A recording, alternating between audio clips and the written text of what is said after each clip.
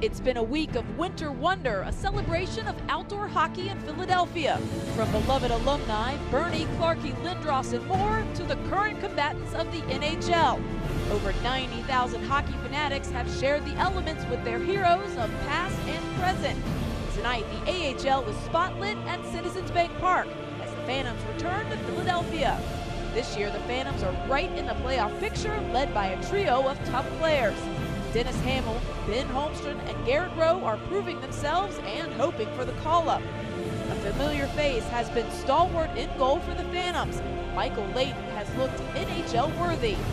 For the Hershey Bears, offense has been top shelf as they contend for first place in their division. Keith Aucoin leads the AHL in points, and Chris Bork is second.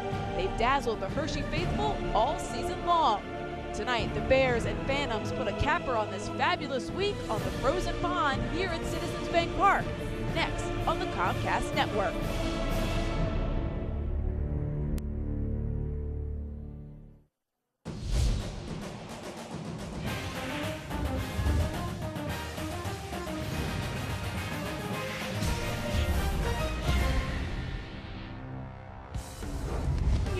In the heart of South Philadelphia, fans are ready here at Citizens Bank Park as the Hershey Bears face off with the Adirondack Phantoms in their return to Philadelphia. Hello and welcome everyone to the Outdoor Classic. I'm Amy Fadul. I'm eyesight here on this outdoor rink that has housed the Winter Classic and now will house the Phantoms as they take on the Bears. I'll be bringing you all the action eyesight as well as interviews throughout the game. But now let's go upstairs to the men who will call this game, to Brian Smith and Ian LePerriere. Gentlemen. Thank you very much, Amy, and the stage is set, Lappy, for another great night of hockey here at Citizens Bank Park. The first two games were during the day. They were under the sunshine, the alumni game and the Winter Classic. Now we get to see this ballpark at night, and what a great thrill it's got to be for these players involved. Yeah, it's a great thrill. It's a chance for them to prove what they can do under pressure, and it's a chance for the fans. They saw the past, they saw the present, and they have a chance to see the future tonight. Now the Hershey Bears have seemed to be perennially atop the East Division standings, and they are back there again this year, 44 points, just ahead of Norfolk due to games played. Yeah, they have a great team. The way they play, if you want to play offensive against them, well, they got an offensive team. You want to play physical, they'll be physical. And, you know, their leader is Keith Aucoin. He's been a dominant player in the past 11 years in the AHL. And again, this year he's leading that team in scoring, and he's leading the league in scoring. Now the Phantoms and the Bears are in different divisions now. The Phantoms are in the Northeast Division, where they've had some struggles over the last couple of years, but this year they've been really solid, and they've been right there in that second slot just about the entire season. Yeah, I really do think it started from the back end with Michael Layton. He's been unbelievable this year, and he was last year. We sent him down in the minors, and he was just a great veteran for them. And this year he just took that young team on his shoulder, and he's the backbone of that team. It always helps to have some experience behind the defense between the goalposts, and Michael Layton's been in an outdoor game before. He played for the Flyers 2 years ago in Boston. It'll be the Phantoms and the Hershey Bears here at Citizens Bank Park. We've got the opening ceremonies, some more interviews, and more coming up in just a few minutes. Balmy 47 degrees, winds are out of the southwest, and it is partly cloudy. Should be a great night for hockey. I'll send it back up to the gentlemen who are going to call this game, Brian and Ian. Guys. Thank you very much, Amy. A lot warmer night than we've had the last couple of nights here at Citizens Bank Park. We've got the ceremonies underway with the longtime PA voice of the Philadelphia Phantoms, Keith Jones, and we'll join him now on the ice. To Phantoms games and playing on that historic ice at the famed Spectrum. You could feel the magic just walking by on the concourse. 2 Calder Cups were raised, the first in 1998 and another in 2005, forever uniting our city and our Phantoms. With us tonight are a few key members of those championship teams. Ladies and gentlemen, please welcome a member of the 1998 Calder Cup champion-winning Phantoms, none other than Frank the Animal Bialowas.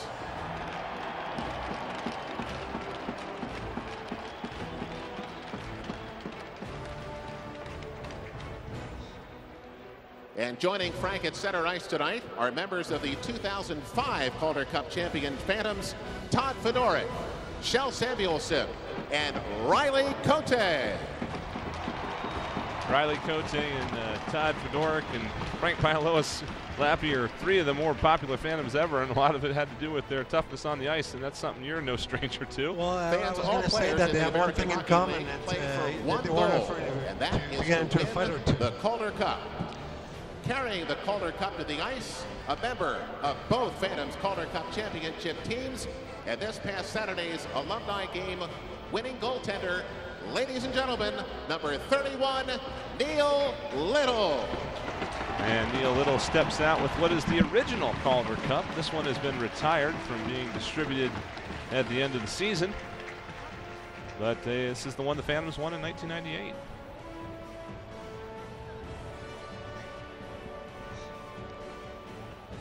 Fans, to commemorate tonight's attendance record-setting AHL game, please welcome to the ice President and General Manager of the Hershey Bears, Mr. Doug Yingst, and owners of the Adirondack Phantoms, Jim and Rob Brooks.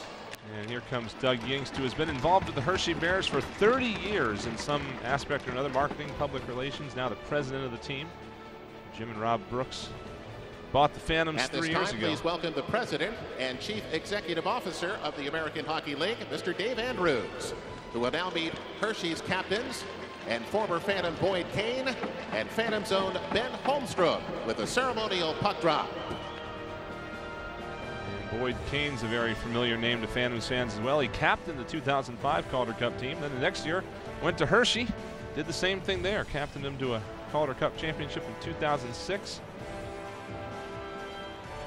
Only a couple of people at this time, please welcome to the ice members of the United States Air Force, who will now present the colors for our nation for this evening's festivities.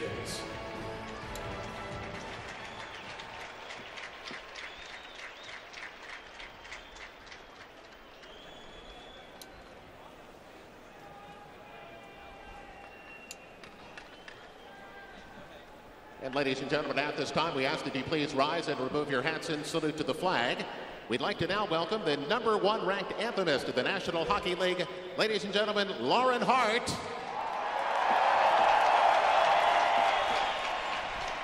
Lauren is joined tonight by members of the Philadelphia Deaf Choir in conjunction with the Deaf and Hard of Hearing Council with its evening's performance of the Star Spangled Banner.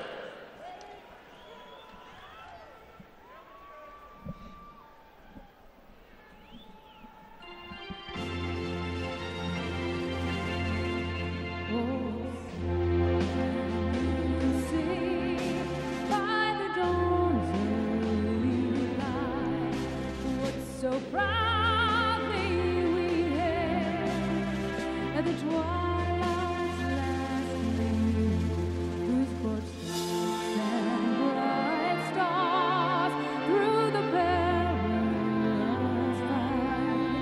O'er the ramparts we watched, were so gallantly streamed, and the rockets rang the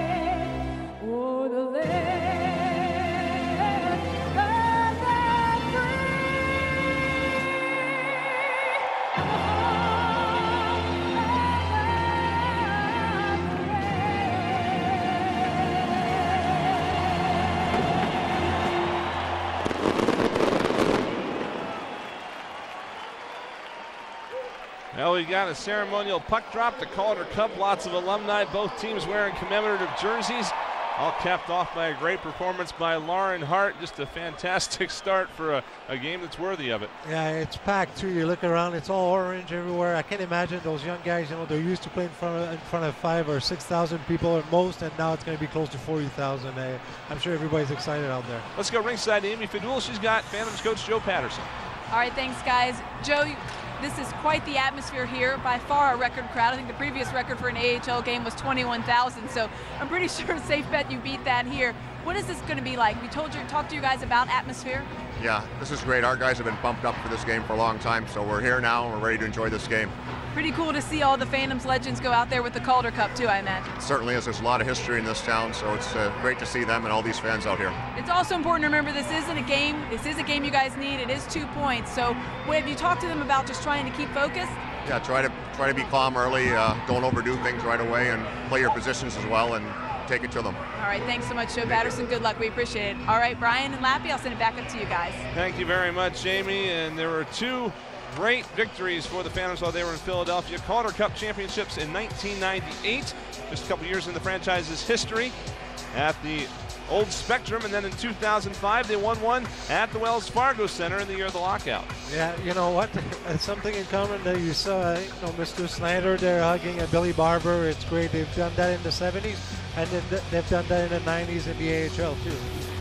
When it comes to championships, any championship is worth celebrating with the Flyers organization, and those are the 2 biggest moments in Phantoms history while the team was here.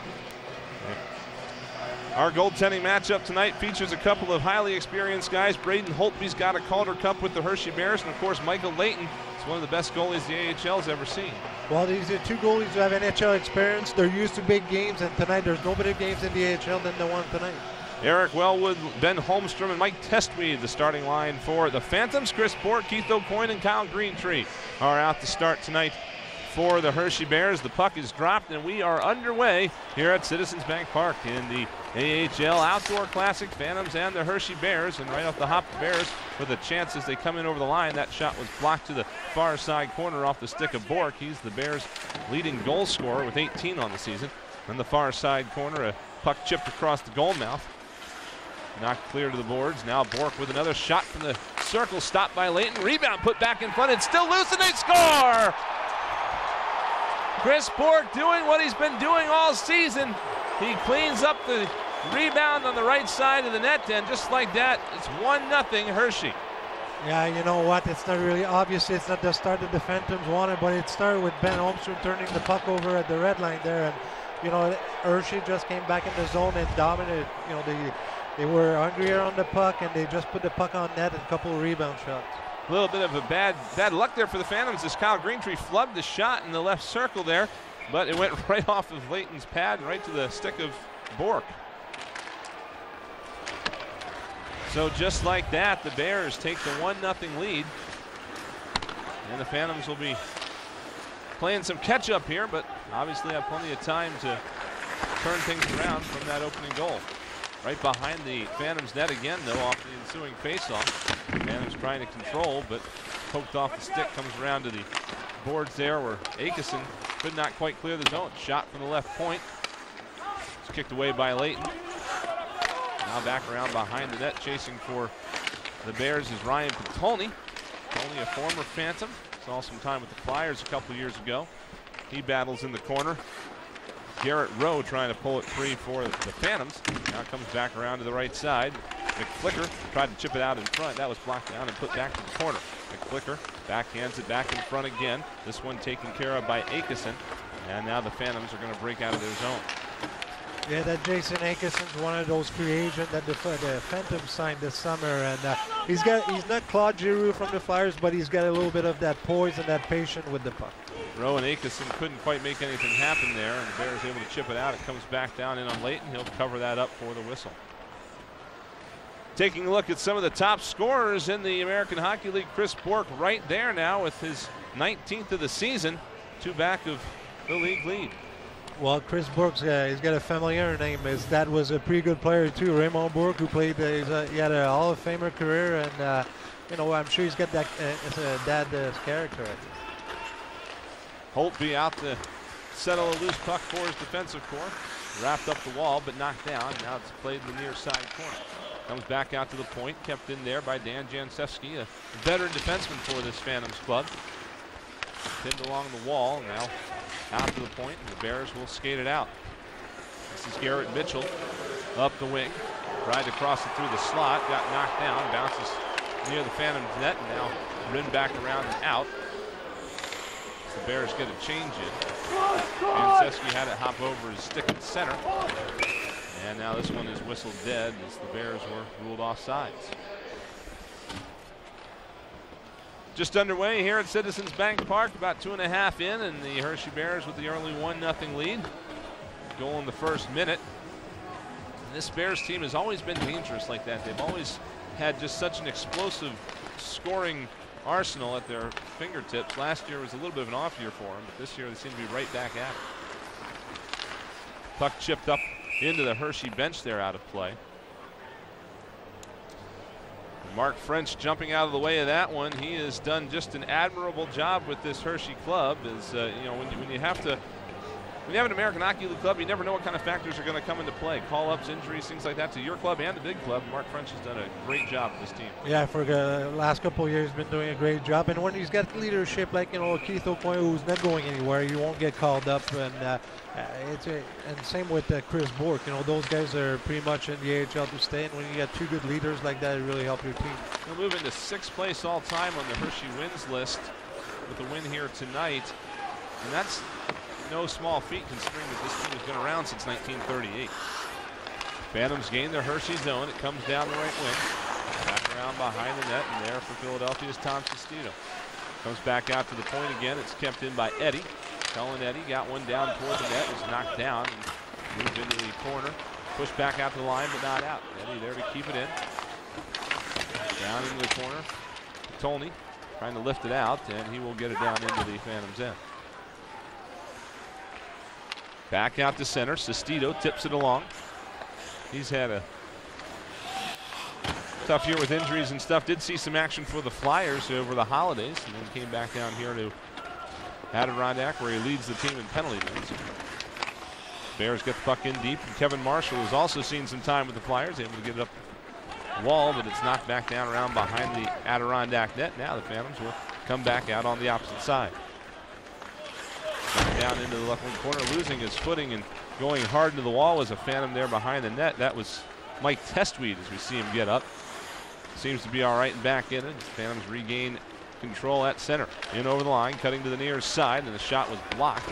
Here come the Hershey Bears with a 3-on-1 the other way if they hurry. Bork with a drop pass. Nice nifty pass to the left circle, and a shot was blocked off the skate of his own man there. Came to the near side. Bork going back after it, but getting to it first is Keith O'Coin. Yeah, a tough decision there by Kevin Marshall to pinch there, and sometimes you got to be a little bit more patient, especially when you're down. We are down 1-0 with a lot of time left. You got to be a little bit more patient. Eric Gustafson, who's also seen some time for the Flyers this year before he went out with a wrist injury. He's back now and getting his legs back with the Phantoms. Headman pass tipped aside away from Akeson, and the Bears will control. Here's Patrick Weller in his own end. Played a pass ahead for Patolny, who was knocked off his stick. Comes back into Hershey's own. Bears control it again there. It's flipped up to center. Knocked down by Marshall, but it came right to Patolny. Over the line was McClicker, but he was early and offsides. We named a couple of guys, Testito, Marshall, Gustafson. You know, they were all called up this year, and that's credit to, you know, they came in with the Flyers, and they didn't lose a beat. They were just like NHL players, and you got to give credit to Joe Patterson, Riley Cote. Those guys have been doing a great job in the AHL, and you know, and that's around that down there. Neutral zone draw. Garrett Rowe able to win it back, and now it's chipped up over the line. Moving in is Akeson with a quick shot. He got knocked down to the near side now. Came back out to center, and there it is picked up by Jancevski, fired back in deep. Around behind his net after it is Tomas Kundratic, and he will now lead the charge up ice. Headman pass off the mark, trying to find Mitchell. Phantoms knock it back over to the wall in front of the bench. Now went over the line. Here comes Brown, dropping off for Denny Hamel. Denny Hamel, one of the all-time leading scorers in the American Hockey League. Pushed it back up the far side. Now knocked back into the Hershey zone. Just a long pass ahead is off the mark. This one will come around to the far side and be touched up for icing by Cullen Eddy. So we'll get a face-off back down into Hershey zone with 14-12 left to go here in this first period. 1-0 Hershey. Denny Hamel just hit a pretty big milestone on December 31st. He hit his 1,000 game as a professional, and it's you know, it's a great career for him. He played in the minor most of it, but 1,000 games, 1,000 games. Hamel from Lachute, Quebec. He was a 6th-round pick of the St. Louis Blues all the way back in the late 90s. And he was brought in to give this Phantoms team some veteran leadership. It was an extremely young team a couple of years ago. And he has done a great job at that, providing a nice scoring punch as well. In the right wing corner, Hershey able to reverse course back around to the far side of the ice. It's kept in at the left point and now back out to the near side point where Sean Collins could not quite reach it. He'll have to regroup in his own end. Collins with a rink wide pass, and it's dished up through center. It'll come in on Layton. He will cover it up. We'll get a whistle and a stoppage of play. Timeout on the ice. Hershey with a 1-0 lead over the Phantoms early on here in the Outdoor Classic at Citizens Bank Park. Welcome back to Citizens Bank Park. The Hershey Bears with the early 1-0 lead over the Adirondack Phantoms on a goal that Lappy is really one of the Hershey strong points, striking fast and striking early. Yeah, you just don't want to turn the puck over in the neutral zone. That's what happened on that first goal there, and especially at the beginning of the game, you just don't want to turn that puck over, and that's what happened. Chris Bork with some pretty good lineage there, and yeah, right there. There's Ben Holmstrom. You just don't want to turn that puck over there, especially at the beginning of the year, beginning of the game. You want to get your legs under you, and that's what happened. You just started to play, and that's what caused the goal. And should point out too that the assist that Keith O'Coin picked up on that goal is his 46th assist of the year, and just a great place for Chris Bork to be on the receiving end of that kind of playmaking. Phantoms able to move it out of the zone off the draw and in over the line. A shot whistled in on Holtby. He'll hold that. There was a whistle there. One of the Phantoms may have been in early. Holtby is again a former Calder Cup champion with the Hershey Bears, and his backup for that championship is now on the Phantoms bench. Jason Bacashua, a veteran goaltender who the Flyers brought in for depth this season. Bears control off the draw, and it's moved out to center by Patrick McNeil. He'll just drive it in deep. On the wall, Phantom's able to move it ahead. Wellwood got it out to center. Bears will just fire it right back around, and there Gustafson will get to it in the corner. Gustafson lays it up the wall, gets out to center. Bears will run it down in their end. This is Collins with it. Rink wide pass back the other way.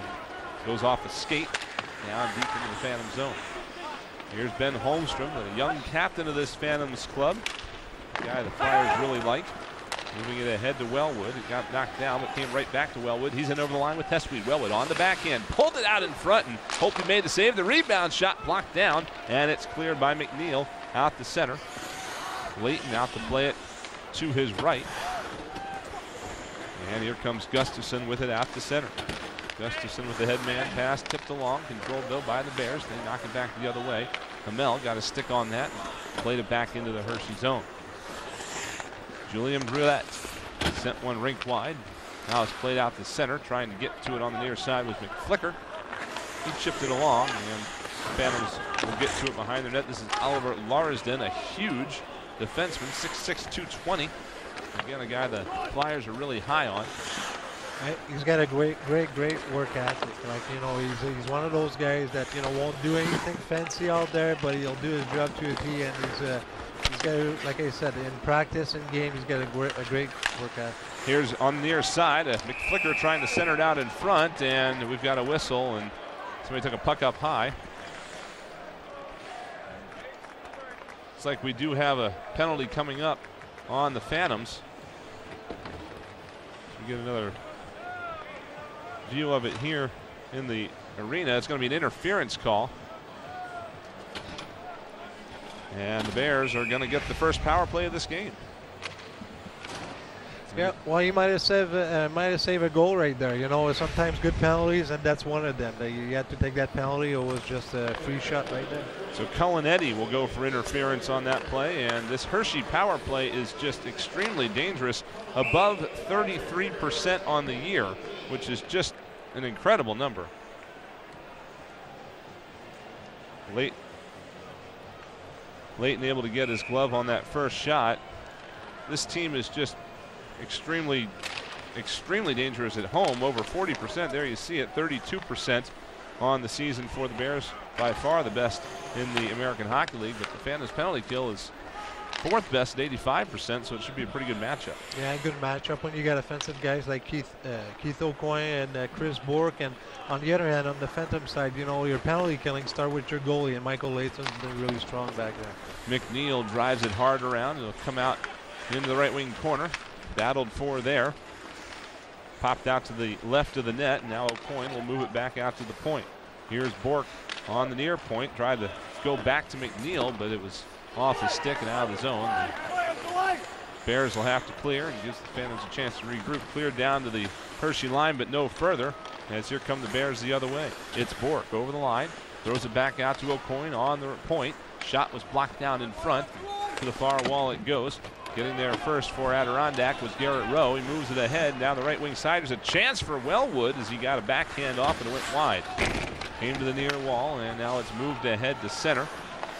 Phantoms knock it down, fire it back in. Solid kill so far here for Adirondack. Just 40 seconds left to go in the penalty to Eddie. Yeah, that's what you need to do. Keep everything on the outside. That's what the Phantoms are doing. They're not giving anything inside, you know, in that slot area. They just give everything on the outside.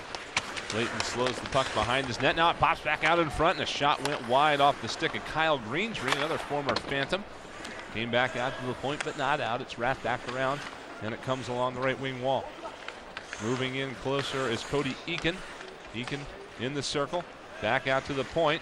10 seconds left to go on the power play as Eakin plays one over to the top of the circle. Shot blocked and cleared, and that'll do it for the first power play of the game for the Bears. Solid kill for Adirondack. They are back to full strength with 9:40 left to go in this first period. Quick shot from a sharp angle is gloved and held by Layton, and he'll get the whistle. We'll step aside, come back with more after this. The Phantoms trailing the Hershey Bears 1-0 here in the first period. All right, we are back here for the Outdoor Classic. I'm with the AHL Commissioner, Dave Andrews. And Dave, what a day, what a week really it's been, but what a day for the AHL. You know, the previous record, I believe, was 21,000. And safe to say you beat that tonight. I think we beat it by probably double looking at the park. It's been a wonderful day, a great week for hockey here in Philadelphia, and for the American Hockey League and our players. This is a very special opportunity. What about outdoor hockey do you think it is that just draws the people in? I just think it's so unique. I mean, it's a party atmosphere here tonight. It's you know, being outdoors for the players is really unique. They've had a great day today. Their skates this morning. They're really excited about this game, and I think it doesn't. You know, it's never going to get old. I think for fans, it's just a fun thing to do, and I mean, for hockey, it doesn't get any better than this event tonight. It's just great. You actually got to skate on this ice a little bit earlier today. How was it? It was pretty good. It was a little heavy this afternoon. I think it was about 55 degrees here, so we had tired legs at the end of it, but it was it was just fun. It was an honor to be out here. All right, thanks so much, Dave Andrews. We appreciate it. Great night for hockey for the AHL as well. We appreciate it. Thank you. All right, guys, we'll send it back up to you. Thank you, Amy. And Dave Andrews, perhaps one of the most understated men in hockey, as we get a good scoring opportunity there for the Phantoms. Best of the game is Cullen Eddy, was glove saved there by Braden Holtby, flashing the leather. Yeah, well, great. You know, Eddie really supported the play there. Great play by Pitter there. A nice little sauce pass, and huge save by their goalie, because you know what, he hasn't been that busy so far, and he's still in the game. It can be a tough situation when you don't see a lot of shots. That was just the fourth shot of the game for the Phantoms in the first 11 minutes here. But Holtby up to the task, and he keeps the Phantoms off the board. Hershey with the 1-0 lead on the early goal by Chris Bourque. Just 32 seconds in. Hershey setting up in their zone again here, and a shot from the circle is blocked down to the corner. Larsden looking in, trying to get it away from McNeil. Now McNeil holds, turns, shoots it wide. Off the end boards, back to the wall. Knocked down behind the net again. Forward looking on as Christian Hansen tries to move it out from behind the net. Now back behind the net. Here's Kane centering through and able to skip free of sticks and back out to center. Hershey regrouping in its own zone. Here's Kane flipping on the backhand down behind the net of Layton. He's there to pick it up, moves it to safety in the far corner. And now Eddie lost it in his skates as he tried to move it up. Aucoin takes it away and moves it to open space on the right wing, but that's taken care of by Sestito. Sestito playing it back to Larsden, who's stick handling behind his net, and now to the corner it goes and moved ahead out to center. Sestito tipping it along in on Holtby. He's going to cover that one up for the whistle. Well, watch Flyers hockey action this season from a Wells Fargo Center Suite. Suites offer incredible food options, wait service, and private restrooms. Affordable luxury, only a call or a click away. Call 215-389-9500 or visit mypremiumtix.com. A little bit of chippiness here as this game so far has been about these teams really kind of feeling each other out and feeling out this rink. And here a couple of guys from the same team run into each other. Yeah, but you know what? That's what the Phantoms need right now to get to turn that thing around. The ice looks like it's tilt on one side. You might need some physical play, maybe not a fight, but a good hit or something to turn the momentum around. It's Kyle Greentree delivering the hit, and he's a big guy. Greentree 6'3", 212. Here's a quick shot from the corner, and it goes in off a skate in front, and the Phantoms score. Mike Testweed just threw that one out into the goal mouth. It deflected off a skate or a stick, and Braden Holtby, I don't think.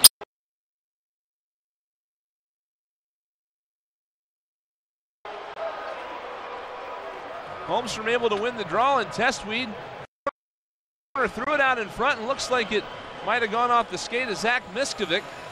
Yeah, he was looking for Eric Wellwood there and just hit a skate and put it on net. You never know what can happen. And Mike Testweed just got his 6th of the season. That'll go down into legend as one of those goals that went top shelf, zipper, whatever. It's the same result, and the Phantoms have tied this game at 1 here in this first period. The kind of goals you need against a team like this, getting the bounces. Next thing you know, we tie things up, take a lead, put the puck on net, and good things happen. Here comes Marshall through center over the line. He's got a man going with him. Marshall threw it out in front, and it's deflected wide, cleared around the wall and all the way down. We have a penalty coming up though here on Adirondack as Weller was taken down. And it looks like Hershey is headed back on the power play again. It's Marshall headed to the box. And we'll get a look at it here. Aaron, I'm not sure where that was, Lappy. Yeah, that's not him. They called the wrong guy there. Poor guy, Kevin Marshall. He's like, ooh, me? No, it wasn't him. I don't know what it was. I think it was Ben Holmstrom. Yeah. Looked like he got in the way of a bear and knocked him down. It didn't look like incidental contact to me more than anything. But regardless, we'll see our second Hershey power play of this game as the puck's flipped out quickly in front from the corner. And power plays are not something the Phantoms want to give Hershey a lot of in this game. Left wing circle. Its pass was knocked off a skate and pushed back after the point, but not out. It's kept in by Eakin. Eakin putting it down low, centering pass, and whipping on the shot was Eakin. It's knocked back out the center length of the ice. Eakin's one of those guys that has been up and down with the Washington Capitals of late. The thing about the Bears is it seems like their best players stay with the Bears, as opposed to a lot of teams, including the Phantoms, where a lot of their best players get called up. On the near side, though, Eakin, who's been benefiting from some time in the NHL, trying to keep it alive, couldn't do it. It's set down around behind Braden Holtby. And you have a strange dynamic there when you're trying to build an AHL club. You're developing prospects, but at the same time, you want to have a competitive environment. And that sometimes means some guys that are going to be really, really good at the AHL, and they're going to stay there. Yeah, it's going to be tough for the coaching staff. You don't know who you're going to have the next day. You don't think you might have it called up or an injury, or you'll have to call a guy from the East Coast League, but you have to deal with that. And the team concept is very important in the AHL. Every league, but especially in the AHL. O'Coin threw one out back to the point that ended up all the way down, and now McNeil gets it back down into the Adirondack end with 36 seconds left on the power play. Here's Bork back out to McNeil. Into the corner for O'Coin, back to McNeil. He'll fire a bouncing puck, blocked down in front and cleared by Adirondack. That puck was on end. It knuckled there, but the Phantoms did a good job of running that down. Bork back to take it from Holtby, and he'll lead the rush up with just 16 seconds left on the man advantage. Now on the left wing, Bork comes around, threw it out in front, blocked down by Gustafson, and now chipped off the wall and out, and that'll do it. Another good kill for the Phantoms. We remain tied at 1 here with about 5 minutes left to go in the first period. Yeah, you just don't want to play with fire, though. You know, a great kill, 2 good kills, but right now you're playing with fire with the best power play in the league. You just don't want to, you know, be in the box all night.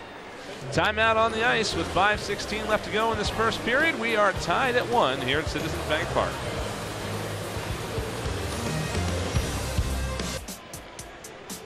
LeBear went down the tunnel there. Patrick Weller, it appears. He was helped down the tunnel. He needed assistance to get off, and it's a long walk. It was a slow walk for him.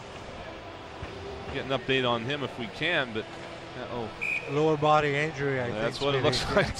Yeah. Some detective work there by Ian LaFerriere. And that'll leave Hershey down a defenseman here for at least the rest of this period, and judging by the looks of that, perhaps the entire night.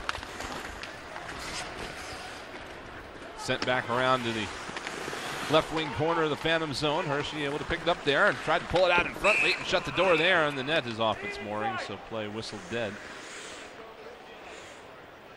You want to take advantage of that when a team loses a defenseman. You really want to, you know, not abuse, but you want to take it to the other 5Ds. You know, you want to make sure it's a long night for them because it's going to pay at the end of the game. And we don't keep ice time in this league, so it's hard to see what some guys are doing and what some guys are not. But you nailed it. I mean, when you only have 5 defensemen, you got guys that have to take double shifts, and you know, defensemen are used to playing a lot of minutes. It's not as taxing a position as the forward position is, but you know, still, it could take its toll, especially when they have to play, you know, more than 2 periods in that situation. Face off to Michael Layton's right-hand side.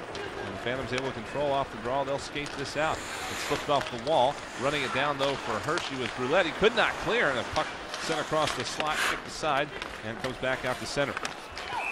And we get a whistle.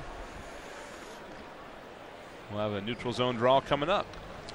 The Flyers conclude their 3-game homestand tomorrow against the Ottawa Senators. It's a 1 p.m. matinee game at the Wells Fargo Center. Following a week on the road next week, then the Flyers will return to the Wells Fargo Center on January 17th to host the Minnesota Wild. And great seats are still available for these matchups and all January home games. Call 215-218-PUCK or visit PhiladelphiaFlyers.com. Knocked down at center is the Bears able to intercept another Phantoms breakout there. It's Graham Mink trying to pull it free from the corner, but it's knocked away from him and moved ahead to Sestito. Brown flipping one into the zone. He had Shane Harper there. Turnaround shot was wide. Came off the end wall. And Sestito will keep it alive on the near side. Wrapped around behind the net. Harper is chasing, and a big hit laid on by Cullinetti. He was able to lean into the back of Andrew Carroll there. Carroll coming away with the puck. Clear, but not out. It's knocked right down and backed up to the point. Sent around behind the net. Miskovic laying on a hit as a puck came through the slot out to the point. Larsden will get the pass back. Winds and fires a shot. It was deflected, but it went wide, and it goes off the corner wall back out to center. Kept in, though, nicely again by Brown.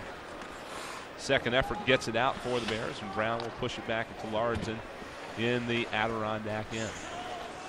Coming up on 3 minutes and 30 seconds left to go in this first period. 1-1 our score.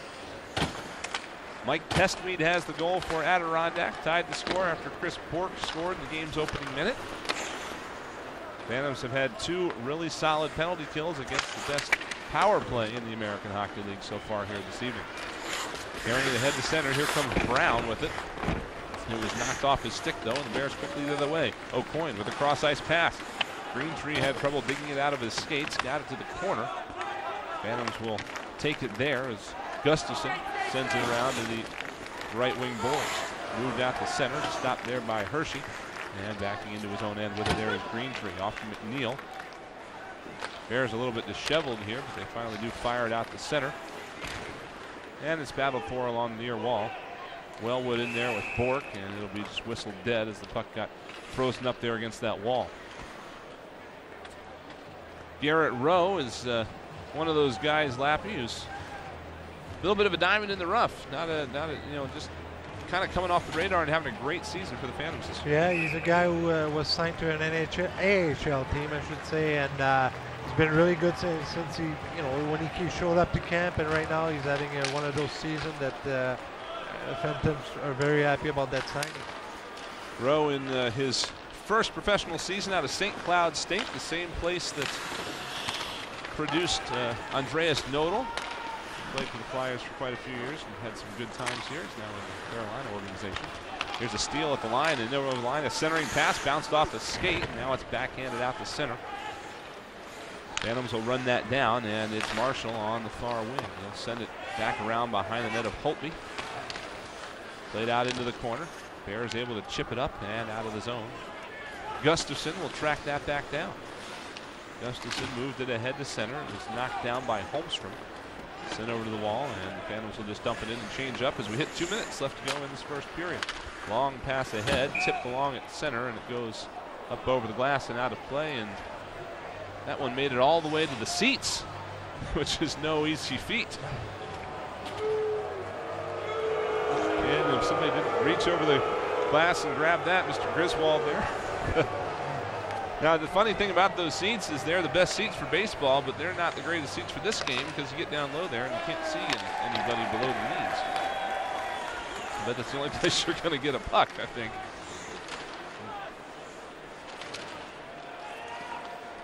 And he did pass it off to a youngster there, so kudos for that. Michael Layton steps to the near side of his net to play one back around behind the net. And now it's knocked down back there by Marshall, who tried to move it along. Now the Phantoms will get it ahead to center. Here's Andrew Rowe, the fourth line now, seeing some time for the Phantoms. Down in the left wing corner, Rowe able to dig it free. Denny Hamel is there. Actually, Andrew Rowe getting a bit of an extra shift here. He's Hamel out there. Up the near side, here's a shot by Kolinsky that whistled wide. On to the right wing board, sent back around behind the net, and Hamel kicks it back up the wall. Kolinsky's shot was blocked. And now Andrew Rowe behind, put it out in front. A shot blocked on the doorstep. Heads up play there by a Hershey defenseman as Jancevski put it back into the frame in the slot. Great play by Andrew Rowe there. Andrew Rowe missed quite a bit of time with a shoulder injury, shoulder surgery, I should say. Missed a lot of time last year and this year. It's only its 9th game of the season this year, but he's been playing really good according to the coach. Late in the period here as Jancevski comes back on it. He was the captain of these Phantoms last year and yielded for Holmstrom this year. He'll flip it up to center. Out of the reach from outstretched glove. And it comes back around behind the net. Bear loses his edge back on that end board. Comes back up the near side wall. And now played across rink wide. Well, Marshall will pick up that loose puck. 9 seconds left to go in the period as time ticks down on what's been a pretty solid period for Adirondack. Testweed trying to dig something free here in the final seconds. And it'll just be tied up against the Lords. And that'll do it for period number 1, which again, you know, for the Phantoms, Lappy, when you look at it and say, okay, Hershey's going to have 2 power plays in that period with the level of proficiency they've been at, they've got to be extremely happy with those kills and with how this ended up. Yeah, very happy, and also it's a momentum switch, and that's what happened. You know, by killing those 2 penalties against the best power play in the league, you feel good about yourself, and it really switched the momentum on your side. We talked about the feeling out process. In the end, this is just another game, but for these guys, it has been an incredible day. They had a great practice. Keith O'Coin was having a catch on the ice this morning at Hershey practice with one of his teammates. So there was a lot of fun had today. They get out here. It is for 2 points, and it is an important game in the standings for both teams. And I think in the first 2 games, we saw the second, third periods open up a little bit. Might see that again here tonight. Yeah, now they're, you know, they were excited. The adrenaline was way high. You know, sometimes you do stuff that you're not used to do.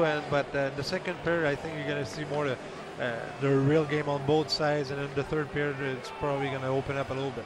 And it's really good to see these 2 teams back out there against each other again, because they played over 140 times just in the 12 years the Phantoms were in Philadelphia. Now they're in different divisions. They only see each other 4 times a year, and this rivalry is, you know, good to see it rekindled, especially on a stage like this. Yeah. Well, Boyd Kane was part of that big rivalry, and he is now downstairs at ice level with Amy Fadul.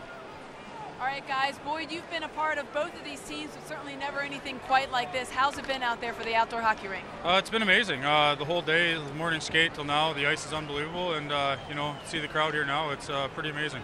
You've been a part of the Phantoms. You've been a captain there. You're an all-star as well. What does this experience mean to a guy like you? It's everything. You know, it's once in a lifetime probably, and you know, you play a lot of games in your career, but you know, one like this, and you know, just trying to take it all in today and enjoy it. you guys scored very early on, and then the Phantoms got the equalizer. How's the game been out there? Oh, it's been pretty good, I think. We had a jump on them, but they kind of came back now, and I think I'm sure it's going to get better here now. Everyone's kind of settled in, and the being in awe is over, and we're moving on now to hopefully pick it up in the next 2 periods. All right, thanks, Boyd. We appreciate it. Good luck for the rest of the Thank game. you. All right, guys, we'll send it back up to you. Boyd Kane has been a big part of both of these teams' histories. And there's big history being made tonight here at Citizens Bank Park. It's 1-1 after 1 period of play. We'll be back with more in the first intermission in just a moment here on the Comcast Network.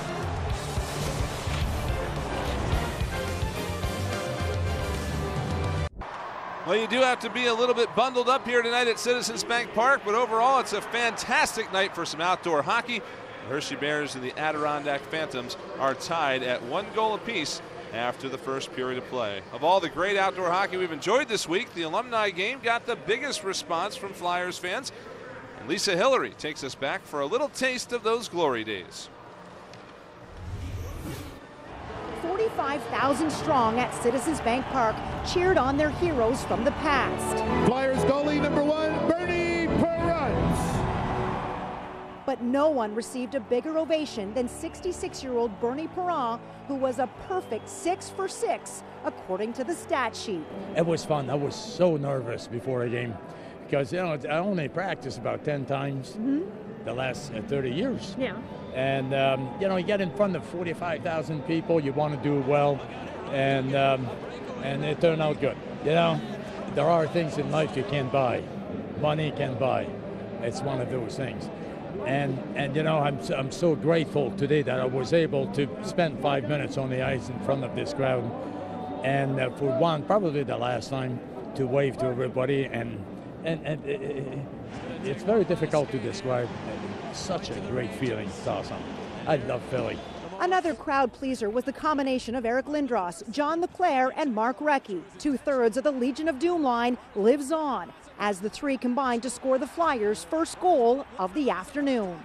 It was really special. They've got this place packed. That's just the way Philadelphia is in terms of the Flyers and their hockey. Great support here. Wonderful people that know the game and really want their team to do well. That was great. Well, the fun watching. Actually, a lot of arguments before the game. Everybody wanted to play with Mark Recchi. That's why. I lobbied for him. Everybody's lobbied for him, and Eric got you, buddy.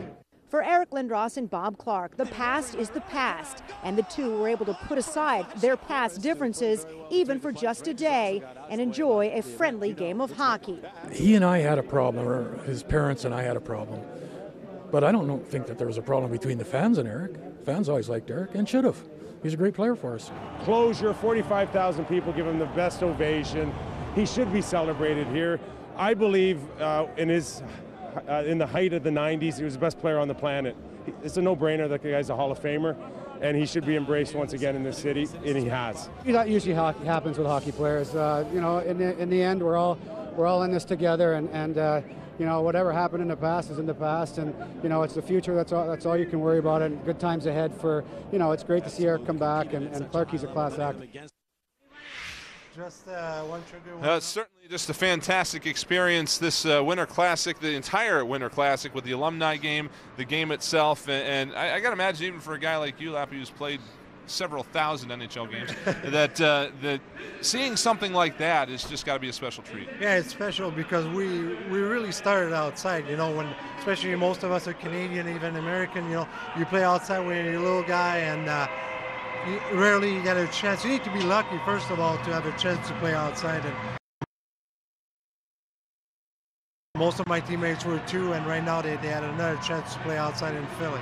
Well, the winning goaltender of that legendary is going to join us here in just a minute. Neil Little.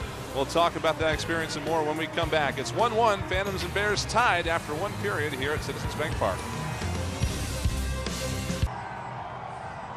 Welcome back to Citizens Bank Park in the third and final outdoor game of this Winter Classic Series. The Adirondack Phantoms and the Hershey Bears are tied at 1 goal apiece. Brian Smith, Ian LaPerriere here with you. Thank you very much for joining us tonight here on the Comcast Network, and I'd like to welcome everybody watching across Canada tonight as well on Sportsnet. We are privileged to be joined by a guy that's played for both of these teams.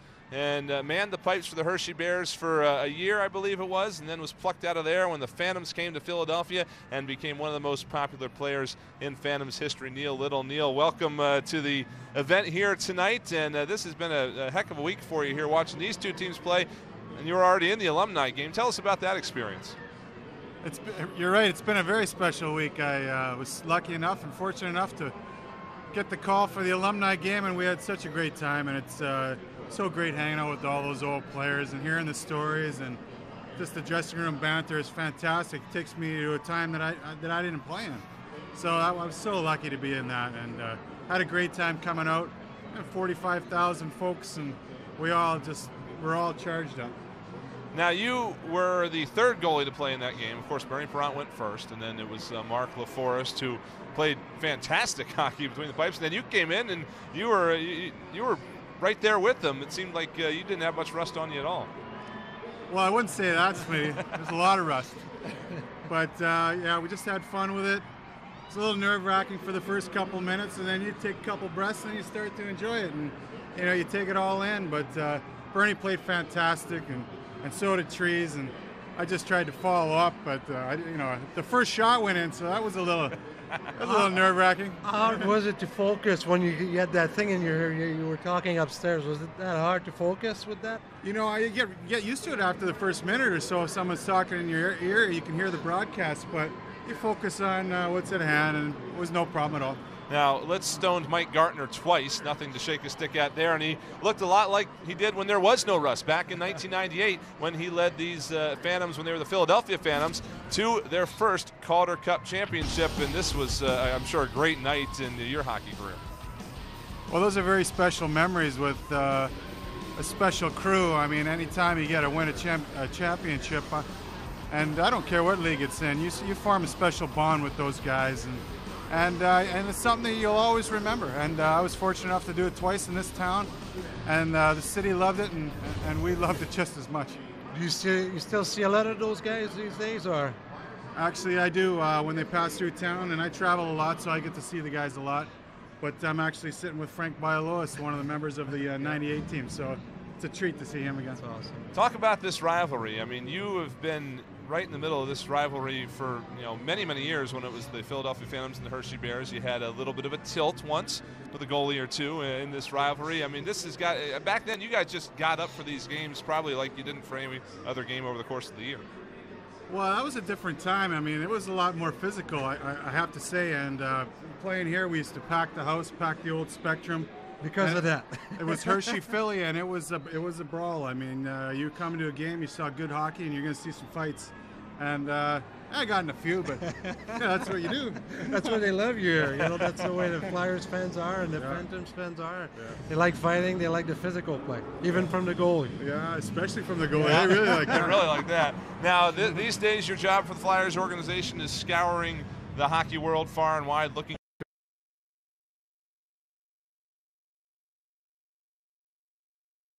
capacity. My primary targets are goalies, but I also scout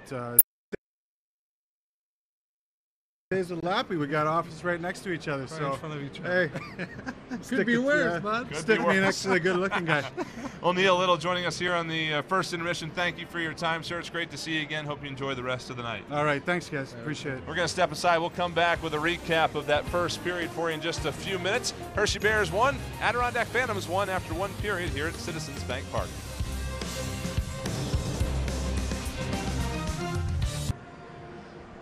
Welcome back to Citizens Bank Park and the AHL Outdoor Classic. The Phantoms and the Hershey Bears 1-1 our score after one. Chris Bourque striking early on in this game, just 28 seconds in with his 19th of the year rather. But the Phantoms got a lucky bounce of their own when Mike Testweed fired one off a skate in front and tied it up at the 12:03 mark. Just a solid period for the Phantoms overall, Lappy. They had two really good penalty kills, and both teams get a pretty lucky bounce in that period. Yeah, well, I think that's what changed the momentum there with the two penalties that they kill. Right before that, they had a momentum going on the Bears side, and after those two kills, the Phantoms came back and they had a lucky bounce to tie it up. Yeah, you don't want to see a lucky bounce happen in the first minute like this, but that's exactly what happened. A flub shot by Kyle Greentree ends up right on the stick to keep the point. Yeah, well, that's it. It started at the red line, though. You just don't want to turn the puck over, especially against a top line like that. With O'Coy and Bourque on the ice, you want to be smart about it. And part of the Hershey offense is a solid defense. The Phantoms first had trouble getting through. Yeah, they have great backside pressure. They'll block every shot that you put at the net, and they did a great job in that period. But finally, the Phantoms got a lucky bounce of their own here as a cross-ice pass by Mike Testweed hits the skate and finds the net. Well, they don't ask how. They ask how many, and you know what? It doesn't matter how it goes in. It just went in. Taking a look at some of the numbers here in this first period, it actually ended up being a pretty even period with Hershey with a slight edge in the shots, but the scoring chances were even. Both teams pretty good in the face-off circle, and again, there's that power play for you. The Phantoms with the 2 big kills there in that period. Yeah, if you're the Phantom, you just don't want to be in that penalty situation like you did in the first period. You want to stay away from the box and be a little bit more disciplined. Well, we'll see if the Phantoms can do some of those things when we come back for period number 2, which is just ahead. It's a tie game, 1-1. Second in just a moment here at Citizens Bank Park. Guys, I was just talking to Coach Patterson, and he said that's the first time all year his team has been scored on in the first shift. He said it was way too early for his team to get scored on. He thought maybe a little bit of the jitters, a little bit of the outdoor experience. They settled down. He said the key, though, for them getting past this 1-1 tie is to really play the 60-40 game and get pucks in their zone and keep them in their zone. It was too much halfway point. They didn't get past the halfway point too much in the first period, so look for that in the second period. Brian and Lappy? Maybe it's something in the water here because it feels like to me the Flyers have been giving up a lot of first shift goals lately. Yeah, well, I think, you know, being a young team, you're nervous, you're doing stuff that you're not usually do, you know, like turning the puck over, and I think it's going to be better in the second and third period. Well, again, we've seen 2 games already this week in this outdoor setting, and in both games it seems like the teams were feeling each other out in the first period, getting used to this environment. In the second and third period, it settled down a little bit more into a normal game. And we think we might see that here in the first, which would mean perhaps some chippiness between these 2 clubs. Saw one little bit of it there in that first period, but other than that it was pretty calm, which is not normal for these 2 teams. Let's see what happens as McNeil turns a shot from the corner. We get back to the action here early on in this second period. 1-1 tie game. Chris Bourque has the goal for Hershey. It was very early. Mike Testweed got the goal for Adirondack on a lucky bounce. And the 12:08 to that first period. Bears play it around behind their net. McNeil moves it up the wall and it comes out the center where Adirondack will pick it up. Chipped back into the zone by Andrew Rowe. Garrett Rowe and an Andrew Rowe on this team, both spelled differently. Here comes Cohen Eddy around behind the net. He'll push it to Hamel on the far side. Hamel carries it back around behind the net, tried to pull it in front, couldn't do it, and it's knocked down and cleared out. Rowe did not start the game on this line. I'm not sure if there's been some changes on the fly or an injury, but he's been bumped up here in this game. To the right side. It's knocked down top of the circle. Centering pass was blocked down in front. Now Rowe is going to pick it up and he'll carry it out the center. Rowe flips it off the wall and back in deep. He'll chase it himself. Shoved it around behind the net. It's picked up there and carried back up the far wall by John Kalinsky. We saw several games with the Flyers, especially a couple of years ago. Flipped down deep into the right wing corner now by Hershey, and Jancevski tried to clear, was knocked down. Centering pass is blocked, comes around behind the net, and the Phantoms will take it from there. Carried out the center, pushed down the right side wall, and Jancevski goes crashing into the end boards with a Hershey player. That's Thomas Kundratic trying to dig it free. He's working Jancevski on the near corner. Now Rowe coming in, takes a shove from Kundratic. Rayette's there as well, and Hershey will carry it out the center now. Here's Kane moving it along, and it's chipped in deep. Bounces into the corner. Kane ridden off the puck, so the Phantom's able to pull it free, and Jason Akeson will move it ahead. Akeson was the leading scorer in the entire Ontario Hockey League a couple years ago. Phantoms cough it up though at center, and there's a chance for the Bears. Pipped out in front. McNeil just put it over the crossbar from short range. Back out to the point. A shot got through. Leighton made that save off the stick of Miskovic. Comes back out to Miskovic at the point. He'll put it in deep. Fired off the wall. Not out though. Kane sends it around behind the net. Pulling free there is Garrett Mitchell, looking for something to do with it. Ends up back behind the Phantoms net. Flushing it out was Eakin. Up the wall, Kane chops at it, keeps it alive. McNeil with a shot from the high slot, got through, turned aside by Layton. Picking it up around behind the net now is Kundrick. He loses the handle, and he'll be moved out to center by Akeson. He'll send it in deep. The Phantoms will get a change. It's about 3.5 gone here in this second period. 1-1 score. Adirondack Phantoms and the Hershey Bears in the final of the 3 games that comprise the outdoor series here at Citizens Bank Park.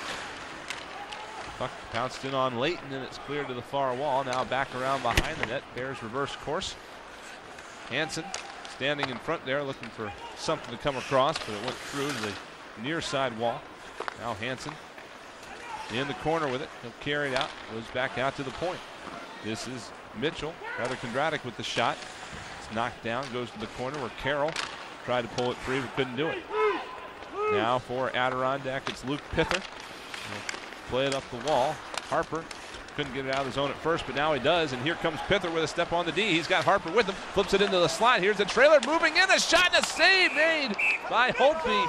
And the net comes off the moorings as the Phantoms had a bit of a broken rush there, but they were able to turn that into a good scoring opportunity. Yeah, it was a big save. And you know what? It's been a domination from the Bears.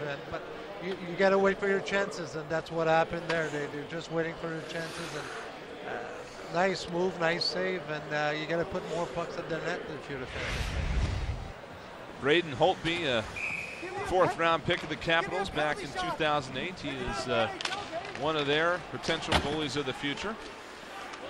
They've got Tomas Vanek to a 1-year deal there in Washington, so they're going to wait and see what happens with him.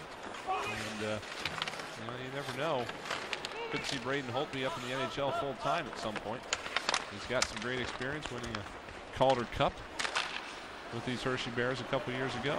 Here's a steal by the Phantoms, and the shot was blocked to the far side. Comes up the corner.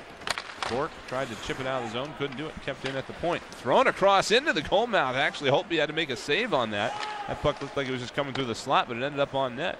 Testween will chase it into the corner, and he'll leave it off. Behind the net, Wellwood trying to pull it free. Bounce to the near wall, and O'Coin will pick it up behind his own net. O'Coin just plays it out to center. It's knocked down at the line by Gustafson. He'll take it back the other way, and Holmstrom will step up the near side. Holmstrom with a backhander, gloved and held by Holtby. He'll get the whistle. And again, some pushing and shoving as Holmstrom getting into it with a couple of Bears there. A really good shift by that line. You know, Holmstrom, Wellwood, and Testweed have been the best line tonight. And another really good shift by those 3 guys. Holmstrom with the full cage there as he recovers from an injury. Yeah, he broke his nose last game, and I saw him this morning, yesterday at practice, and he doesn't look. He looks like me a little bit. He's got a crooked nose. Poor guy. You know, he's a young guy. He's just started. It took you a lot of work to get that nose. A lot of hours put into that. Holmstrom, a guy again. The Flyers are high on, not you know, just for his hockey skills, but his leadership skills, and that's why they gave him the captaincy here at age 23. Yeah, he's been the go-to guy offensively and defensively down there. You can put him on the power play, on the penalty killing, on 5-on-5. He won't hurt you. And he's a great kid. He's got great leadership. Andrew Rowe couldn't keep it alive, but it's kept in at the point. Came to Kalinsky, but knocked away from him. And here come the Bears on the rush the other way. Lardson trying to cancel out Hershey on the near side as McFlicker pushed it around behind the net. Comes around the boards to Matthew Ford, who can't keep it alive. Here come the Phantoms the other way. And we've got a penalty coming up here on Hershey, it appears. We're going to see our first look at the Phantoms power play. It's David Banfield making the call. It's a tripping penalty, and Jamie Koharski whistled that one. But Ford got a stick on Denny Hamel. Denny Hamel, yep. As Hamel tried to break out. So a power play opportunity here for the Phantoms, their first of the game. They are right in the middle of the pack in the American Hockey League, ranked 15th with that 18.5 percentage, and the Bears with a fantastic penalty kill to go along with their league-leading power play. That's Often the key to a championship team is special teams. We'll see if the Phantoms can solve them here. Down the left side, it's wrapped around behind the net. Gustafson tried to pinch it off on the near wall, but it was knocked away and cleared the length of the ice. Layton steps out to play it. And Akeson behind his net is hampered by a Bear forechecker. Now he'll get to carry it out. Up left wing, pushed ahead to center.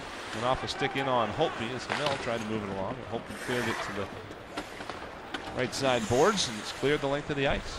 You can see how much confidence that Joe Patterson has have on that Jason Akeson. He's 20 years old, it's his first year professionally, and he's at the point on the power play. And he's leading the team in scoring too, but rarely you'll see first-year player to be on the point on the power play. Akeson was not drafted. The Flyers got him as a free agent. He finished his junior career. The Flyers have been doing a lot of that lately. They've been finding some really good talent for the free agent route instead of the draft. Yeah, they have that Tyler Brown too, who's a different kind of player, more a penalty killer and a hard worker with a lot of speed that is on the Phantoms team. He was a free agent last year too. Down to 35 seconds left on the power play as Kondratek knocked it through center. Gustafson is back to take it in his own end. He'll turn the puck ahead. It's tipped through center to the Hershey line. The Bears fire it right back the other way. O'Coin tried to pull it off the near wall. Couldn't get to it though, and Testweed will get it into the zone. However, the Bears will fire that right back out. Final 10 seconds or so of the power play coming up here as Akeson carries it through center. Poked away from him, but kept in by Sestito. A shot that changed direction, and Holtby had to make the save.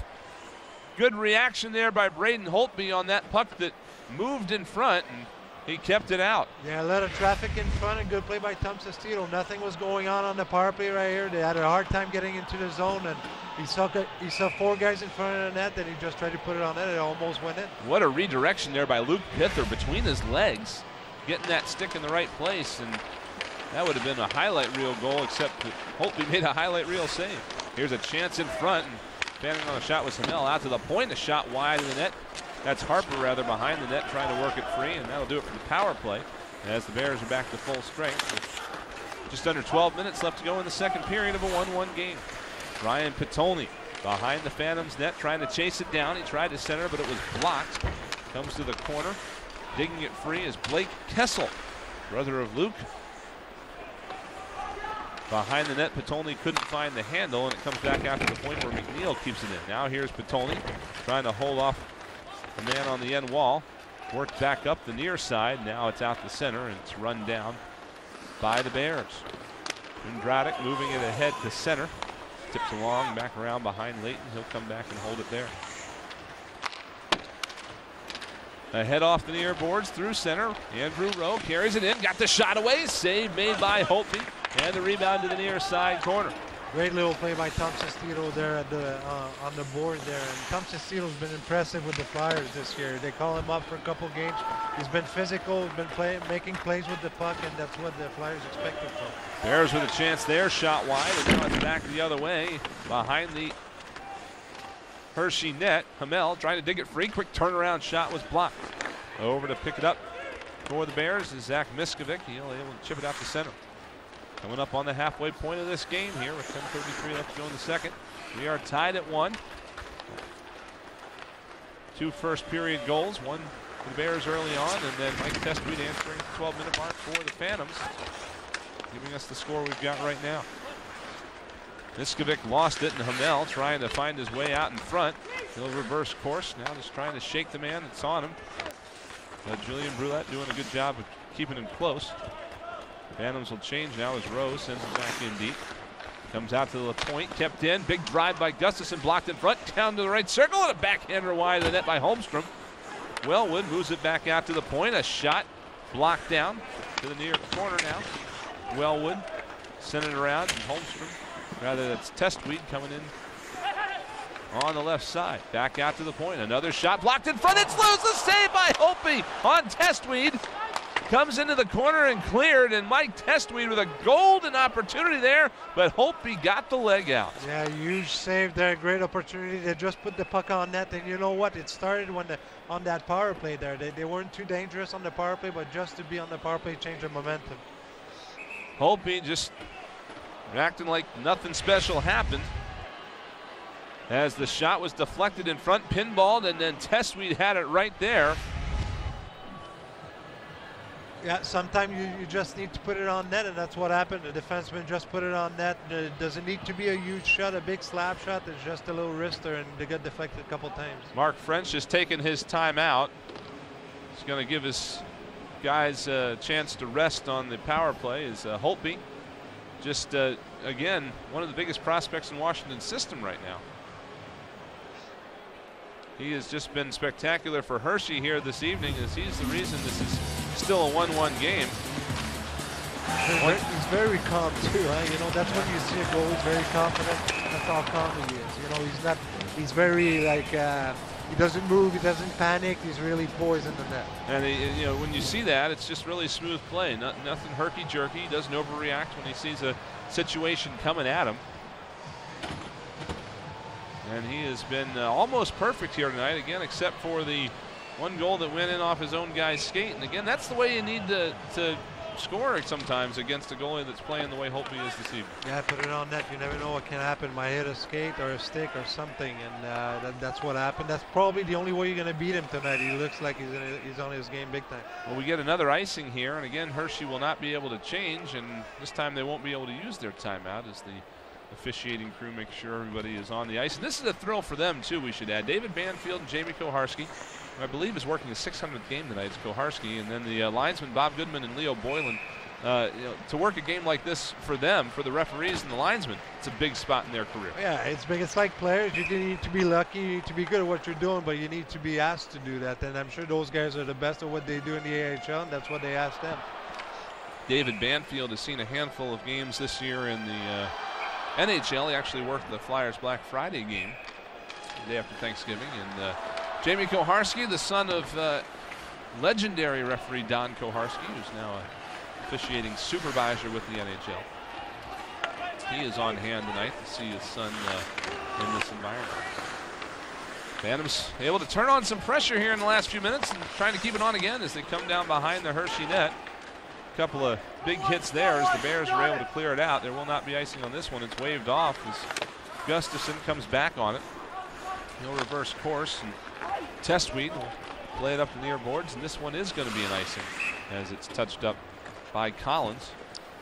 So we'll go down for a face-off in the Phantoms end with 8:46 left here in the second period. Yeah, the physical play really picked up in that second period. You see the Phantom take it to the Bears physically, and it's going to pay off in the third, especially being down 5 defensemen. If you keep hitting them, you keep hitting those 5Ds, it's going to be really, you're going to get reward in the third period. Joe Patterson, a former Flyer, played a handful of games for the Flyers over his NHL career. And he came to the Phantoms as the coach of the team in the first part of the 2010-11 season. Phantoms had just a dreadful start that year, and the organization felt a change was necessary to turn things around. Perhaps not on the fault of the coaching, but just, you know, change the environment a little bit. And since Joe Patterson came in, he has done just a fantastic job with this Phantoms team. Yeah, he really, this year you had a chance to start with his system right from the get-go and send his message, and I think you showed the result this year, a better result than they had last year, and it's all credit to the coaching staff. Riley Cote and Joe Patterson have been doing a great job. His little brother Craig, also a pro player at the minor league level. He was on a team I did broadcasting for a lifetime ago in Kalamazoo, Michigan. It's a small world sometimes here in these hockey circles. Phantoms gain the Hershey line up the right side, and it's knocked off the stick and sent back the other way. Phantoms are, as you see, they're out shooting Hershey 10-3 this period. This is, you know, after we saw early on in the period, Lappy, the Bears seem to be all over the Phantoms' end. And since that time, this has been all Adirondack. Yeah, after that power play, it just, you know, the momentum switch, and like I said, they weren't that dangerous on the power, but just to be able to be in their zone, they got their legs under them, and they're more confident. They're a more confident team right now. Behind the Adirondack net, Lauridsen trying to work the puck free. It's in the right circle. A shot blocked down in front, and now here comes Brown breaking out the other way. Rather, this is Pither up the wing. Gains the line, tried to get it to Harper near side, out of his reach, goes to the corner and threw it back out in front.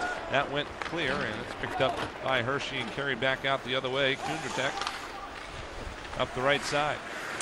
Takes a hit in the corner. Kundertek recovers. And Ford also trying to work it free, but the Phantoms are going to have it here, and Harper moves it ahead to center. It's pushed along at the line, chopped that high in the air, and here comes Eakin the other way. Over the line, Eakin on the backhand into the circle, pulls it out in front, save made by Layton. Rebound comes around behind the net, and now here comes Adirondack out the other way. Up the right wing, trying to pull it out in front is Rowe, centering pass, it's loose, thrown back into the goal mouth, and it went off a skate to the near corner. Rowe back out to the point, shoveled toward wide of the net, came back off the end boards, and Denny Amell turned one in on net. That was stopped and held. We'll take a break, come back more in just a moment. 1-1, Phantoms and Hershey here at Citizens Bank Park. I'm here with Frenchie, and this has been quite the exciting atmosphere for you guys. I talked to Patterson, Coach Patterson, and he was saying that maybe a little bit of nerves at first. Did you have that with your guys? Yeah, I thought we came out well. We scored the first shift. I think it's more for us, it's getting acclimatized to the way that we need to play rather than the way that we want to play. The ice gets beat up pretty quickly out here. It's got to be more of a north-south game instead of a pretty passing game. You were looking around. How about all the fans that are here? Yeah, it's awesome. We kept hearing it was going to be a good crowd, and to actually set foot in the facility and see this, I think speaks volumes for the amount of hockey fans in the central Pennsylvania area. As for the game, you guys scored on the first shift. Coach Patterson said that's the first time that's happened all year. That had to make you feel pretty good. Yeah, no, it was a good start. We wouldn't like to see those goals they scored later, but it's been a pretty competitive game. All right, thanks, Mark French. We appreciate it. Good luck the rest of the way. All right, guys, I'll send it back up to you. Thank you, Amy. Big hit laid on in front of the Hershey bench as the Bears came up the ice, and the Phantoms able to clear it right back out. Coming out with it is Eakin, and he'll move it up ahead through center, around behind the Phantoms net. Brian Smith, Ian LaPerriere, and Amy Fadul here with you at Citizens Bank Park in the third game of the outdoor series. First it was the alumni game, then the Winter Classic. Now it's the Phantoms and the Hershey Bears here tonight in American Hockey League action. And Lappy, I got to say the Phantoms would have to be pretty pleased with how this game's going to this point. Yeah, you know what? After the first 5 and 10 or 10 minutes of the first period, I think the Phantoms have been dominating this game, and you got to give credit to the, both goalies have been playing well. Michael Layton makes saves when it was time to make saves, but the Phantoms are taking to the Bears right now, which is good. We hope you're enjoying the views and the pageantry here as the ice gets one last use here in this great ballpark. The backhander from the right side by Wellwood's turned aside by Holtby. Now back around behind the net. Flyers, or the Phantoms able to pop it back out in front, but Holtby covers that one up and gets the whistle. It's a bit of a different look here tonight. Obviously, you can probably see that in that the artificial snow, if you will, was removed, and we have the outfield grass, the infield grass on high display here tonight, and you get a bit of a more ballpark feel to this tonight with this view. Yeah, we're sitting right in front of the mountain there. It's kind of neat to see, and the weather's not bad. It feels like in between hockey weather and baseball weather, which is pretty cool. I got to say that the Flyers organization and the Phantoms, the Bears, the league, really lucked out with the weather this week. I mean, it was never too cold. The worst problem they had actually was sunshine. The sun making the ice soft during the middays. They had to move some things around. That's why the game itself had to be moved. So can't ask for anything better than that. Phantoms still keeping the pressure on now in the Hershey zone as it comes back out to the point and now sent back down the wall. Here's a shot from the high slot and is knocked down in front off the stick of Garrett Rowe. Rowe getting it back, looking for a loose puck. He's pulled down. There's a penalty coming up against the Hershey Bears. And we get the whistle there as Rowe was tripped up in the slot, and the Phantoms are going to get their second power play of the evening. They'll have that when we come back. Phantoms and the Bears tied at 1 here at Citizens Bank Park. Christian Hansen's to the box for tripping, putting the Phantoms on their second power play. Well, again, you know what?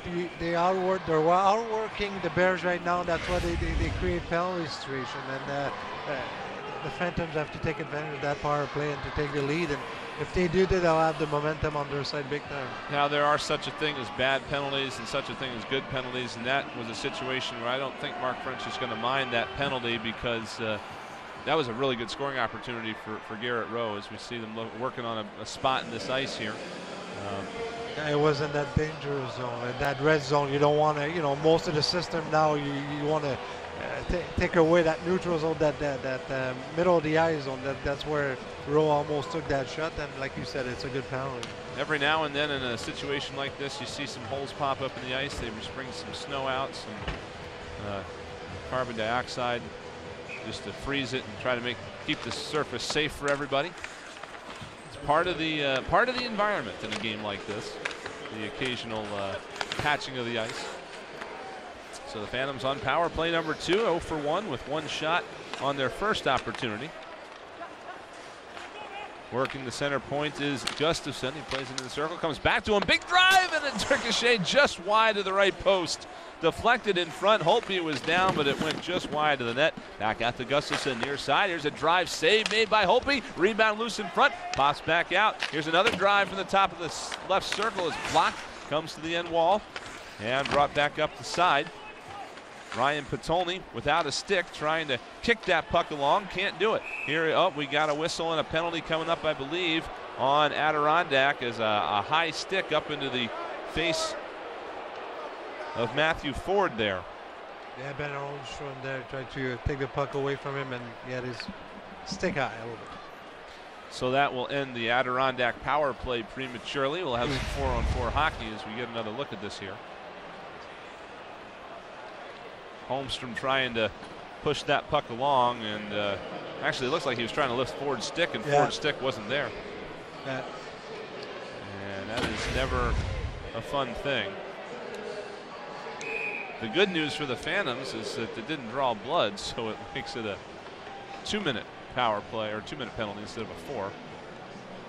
Again, there will be some 4-on-4 hockey here for 1 minute and 15 seconds.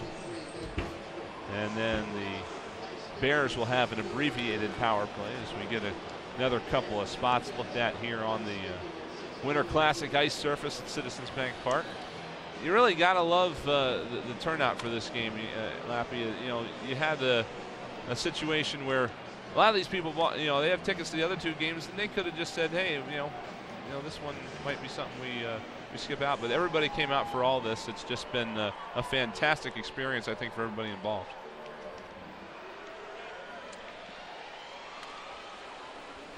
Well, taking a look at the Premium Flyers experience, there's single event suites available throughout the second half of the season.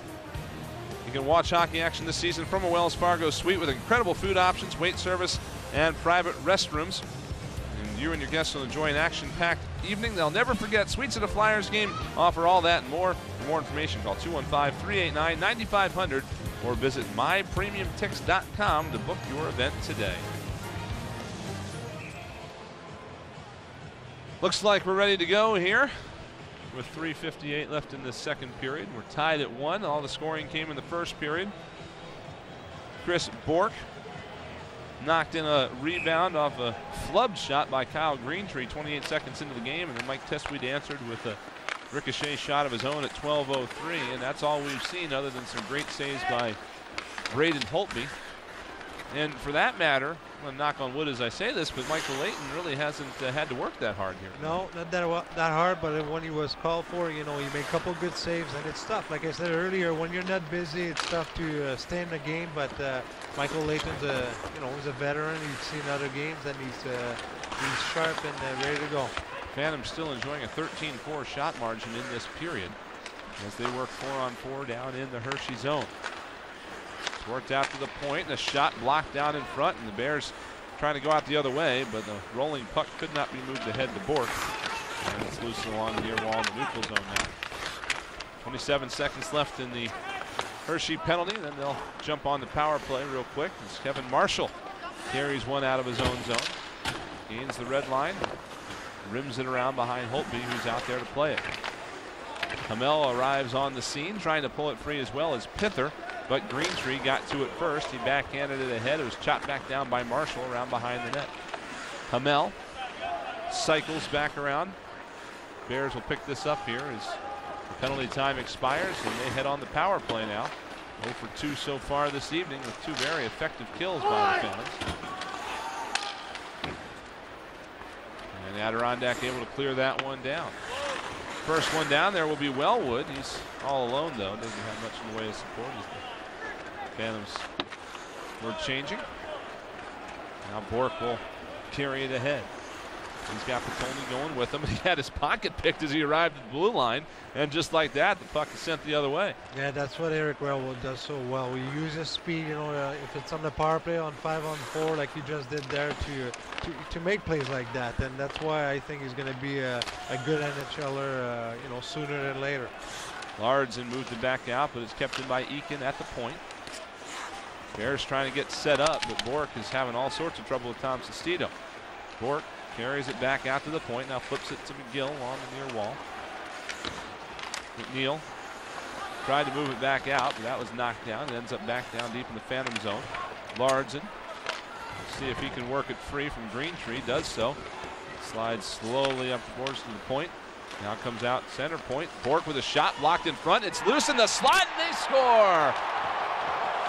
Another one of those goals that you hate to see if you're a Phantoms fan, as that one was knocked down in the slot and it left Michael Layton scrambling. Not much he could do, and it's knocked home. The Bears take the 2-1 lead. Yeah, you hate to see goals like that, especially the way the period's been for the Phantoms. They've been playing really well. And we'll have to see who gets credit for this. The first shot came from Bork, and then it was a scramble, and it looks like maybe Greentree or Petone. I think it might have been Ryan Petone. The Phantoms had 4 guys in the slot, though. It's tough to, I thought it was a lucky goal there, but if you're the Phantom, you just have to keep doing what you've been doing for the past 20 minutes, and you'll get back in this game for sure. Well, Ryan Petone scored the game-winning goal in the longest game in American Hockey League history. 2:58 into the 5th overtime of Game 5 of the 2008 Calder Cup playoffs for the Phantoms against Albany. And he did it against, of all people, Michael Layton, the goaltender for the Albany River Rats that night. So Greentree looks like he's going to get credit for this, sweeping this home and making it a 2-1 Hershey lead.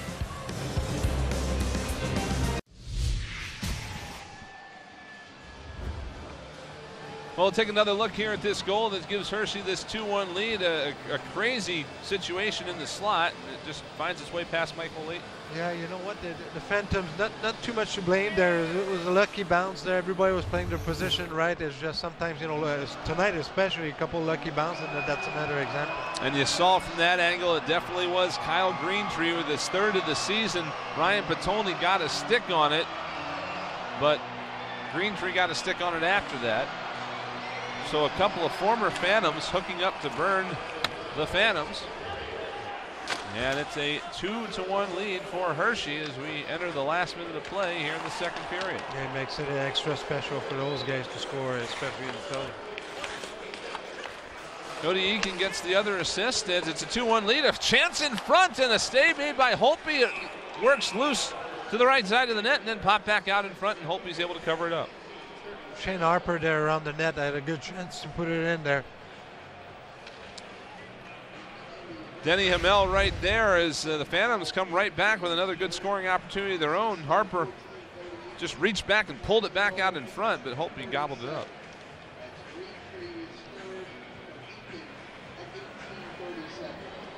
So the Phantoms trying to get back on the pressure here in the final minute of the period. Right now, that Greentree goal is just credited to Eakin with an assist, but Petone definitely touched it there. He'll get an assist added on, I believe, under the review of that later on.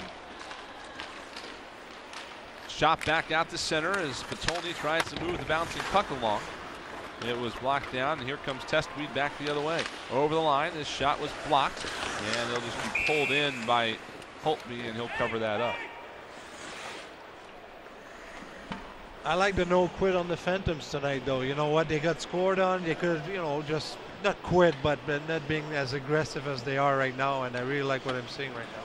Joe Patterson is, again, has to be happy with the way this game has progressed for his team. Despite the score at this point, I don't think you change much in the 3rd period, Lappy. I think Phantoms just need to keep doing what they're doing and wait to get some of the bounces going their way. Yeah, put the puck on net and hope for a deflection. Or you know what? I like the line who's out there right now. If they keep doing what they're doing, Holmstrom, Testweed, and Wellwood, I'm sure they'll get a goal if they keep doing what they're doing. Well, Holmstrom's out with Hamel for this final face-off. Quick shot save made by Holtby, and the rebound loose to the near side. It's kept in on the point by Gustafson. His shot was blocked, and it comes out the center, and that's pretty much going to do it for the second period. As Gustafson comes back on the loose puck, he'll just bring it to the wall and let the period come to an end. And we have some words being exchanged after the horn. One thing to note is that these two teams will play each other again tomorrow night in Hershey. The Bears and the Phantoms will play a back-to-back, and they used to do that all the time. I mean, these teams used to play each other 12 times a year. I don't think it's going to be the same setup tomorrow night. It's going to be maybe it's going to be different for those players. And you're right. It is just because I believe it might be the only 2 times they play each other this year. They just don't see as much of each other anymore. But a good old back-to-back at Giant Center in Hershey tomorrow night between these two clubs, and we'll be interesting for the folks that see that game if any of that stuff carries over. It tends to happen with some of these teams, especially these two. There's a lot of familiar faces to each other on these clubs, even though they don't play each other too often anymore. The Phantoms did end up with a sizable shot advantage in that period. They're out shooting Hershey 24-14 on the game. And again, Lappy, the way things have gone, I don't know that they could have asked for anything better except for the score. The sustained pressure in that second period after the first few minutes was just fantastic.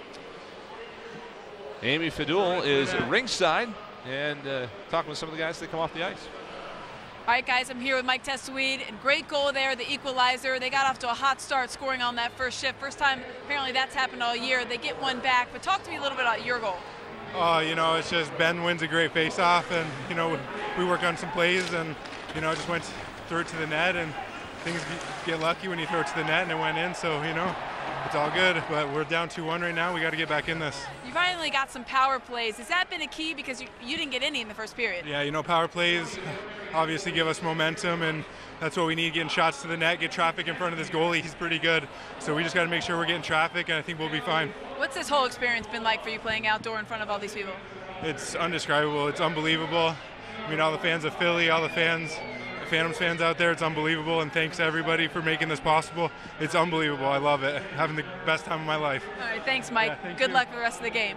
All right, Brian, Lappy, I'll send it back up to you. One very excited Mike Testuide there as the Phantoms will look to come out and erase this deficit in the third period. They played great, but they trailed 2-1 after 2. A great night continues here at Citizens Bank Park in the final game of the 3-game outdoor series. The Adirondack Phantoms are trailing the Hershey Bears 2-1 after 2 periods of play.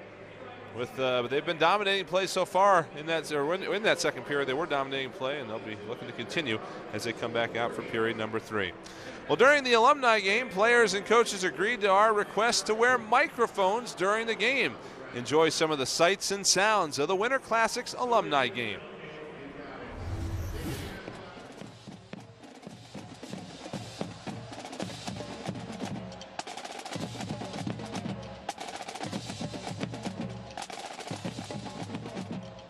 I'd give everything I had to play one more game of importance. In on goal, and Bernie Perrott sliding down.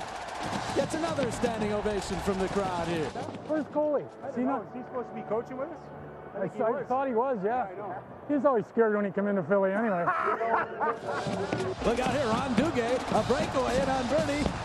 And Perrott makes the save and covers up. It's going to take one last skate here and hear it from over 40,000 fans. Heads up, Sean. Play wide. Good pass.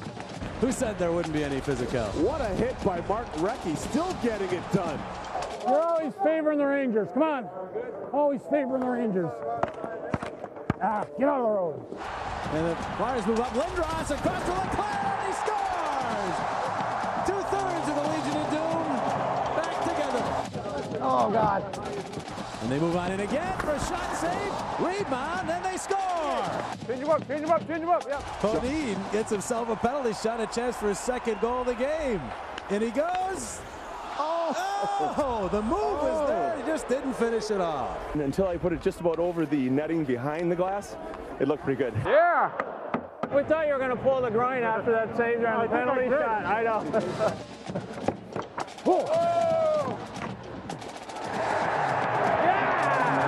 Duguay with a steal. Ron Duguay trying to move it in front. Shot save, Little. And he robbed Gardner.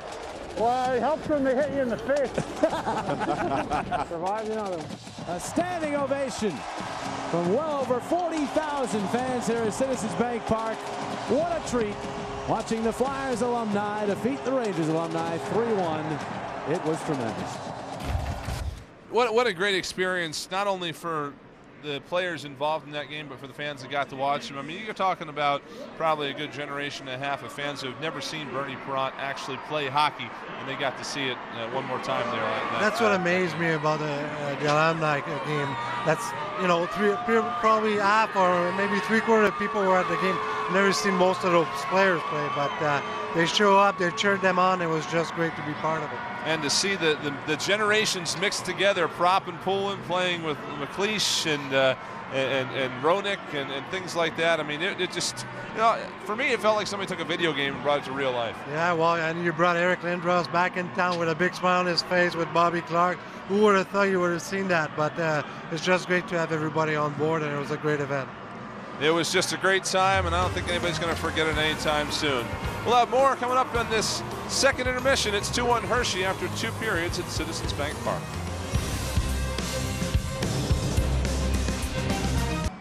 Just a fantastic crowd enjoying this one here tonight at Citizens Bank Park. It's the AHL's Outdoor Classic. The Hershey Bears lead the Adirondack Phantoms 2-1 after 2 periods of play. Brian Smith and Ian LaPerriere here with you this evening. Thanks for joining us. We're joined here in this second intermission by John Paddock, who is the Assistant General Manager of the Philadelphia Flyers. He's also a member of the American Hockey League Hall of Fame with 5 Calder Cup championships to his credit, 2 as a player and 3 as a coach. And John, you've been in this league for a long time, and you were in this league a long time ago when they were playing in front of small crowds and small towns. I can't imagine you ever thought you'd see the American Hockey League in a setting like this. Certainly not at any time from turning pro to as the league grew and expanded. You still just don't imagine this kind of setting, this kind of atmosphere, this kind of obviously turnout and where the Phantoms used to play and the affiliation with Hershey and so forth. It's really a memorable thing. Now, you were part of that affiliation with Hershey in 1988. It was the 50th anniversary of the Hershey Bears, and you led that team to a Calder Cup championship with a couple of people that Flyers fans have heard of, including John Stevens, a member of that team. Tell us a little bit about that year. That was a Flyers-affiliated Hershey team, and it looks like it was a very special year in Hershey Bears history. Well, it certainly was, and for whatever reasons, when you have real good teams and championship teams, things happen, they come together. It was just it was a slow start, but it just grew and grew, and the playoffs came. It didn't seem to matter. Our closest games were a couple overtime games at home in the first series, and to win all the games, it's any championship team is special, but this was a unique situation to win all the games, and there was a really great group of solid character people on that team. Now, it's a challenge to win a championship at the American Hockey League level, because not only do you have to deal with the things you normally have to deal with a pro team, but you have the parent club too. You have call-ups to them, injuries by them, forcing call-ups and things like that. I mean, what's the key to winning a championship at this level? Well, I don't know this for sure, but I think a lot of times it would be a team that doesn't make the playoffs, the parent team, like happened with Binghamton last year. So you have the injury situation taken away. That year, the Flyers lost either the first or second round to Washington. And we got a player like Don Nackbauer back, which he was our captain and bolstered our team. So there's a lot, just like it is in the NHL. You stay away from injuries, you stay away from, and obviously the American League, the call-ups and so forth. But it takes a lot of things have to fall right. Now, you got to coach these Phantoms a couple of years ago, and now you're the assistant general manager of the team, which means you're pretty much in charge of the Phantoms. And I know Lappy here is helping you out with finding players for the team and scouting and things like that. Tell us a little bit about what you're doing now for the Flyers. Well, it's handling the Phantoms is a large part of the job. I spend, I've seen quite a few games. Spend a little bit of time up in Glens Falls, try and catch them in the area and so forth, and talk to Joe basically daily and to help keep tabs on the players. And we have Lappy once in a while. We have Sammy and Hatch periodically up there, so we're trying to keep communication open on how these young players are doing. And this guy here, I think, tells him a thing or two, doesn't he, about your experiences and trying to move along? Well, he was obviously a great pro before he came to the Flyers, and he was a great pro for the Flyers and has lots to offer all the young players. Well, John Paddock has been part of this very special week. I'm sure you've enjoyed it. Thank you very much for your time, and enjoy the rest of this evening. Thank you. All right, John Paddock here with us in the second intermission. The Hershey Bears lead the Adirondack Phantoms 2-1 after 2 periods. We'll be back with more in just a moment. Welcome back to Citizens Bank Park, where the Hershey Bears have a 2-1 lead over the Adirondack Phantoms, thanks to Kyle Greentree's 3rd goal of the year, which came at the 18:37 mark late in that period. Just a scramble in the crease, resulting in the goal for Greentree. And again, the Phantoms, Lappy, really dominated play in that period, but every now and then you get a fluke goal like that, and it's just something that they got to come back from and try to rebound. I think they did. You know, that's what I like about what happened after the goal. They kept pushing, they kept putting pucks on net, and I think it's a great, it's going to be a great 3rd period. Well, we thought the goalies might be a highlight of this game, and they have been so far.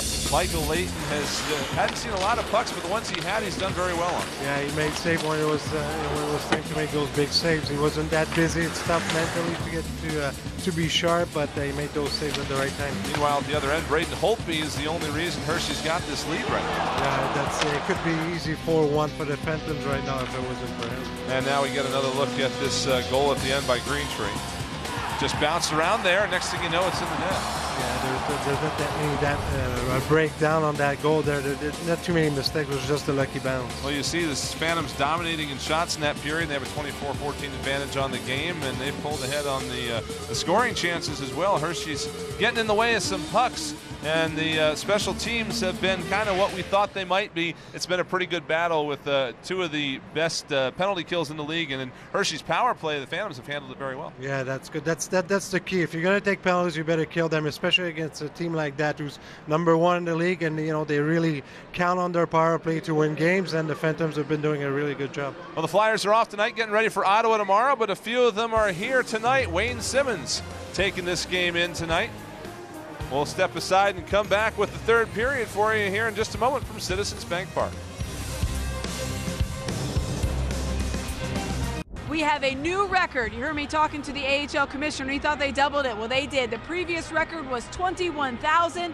They blew that away. 45,653 in attendance here at Citizens Bank Park to watch the Hershey Bears take on the Adirondack Phantoms, a new AHL attendance record. Brian and Lappy, I'll send it up to you guys. Thank you, Amy. Math is not my strong suit, but that's somewhere in the neighborhood of 130,000 people for these 3 games. That is just incredible for support of hockey in this area. Yeah, you know what? There's not too many places, especially in the States, where you can, have 3 events like that and be sold out. And it's, you got to give props to people in Philly.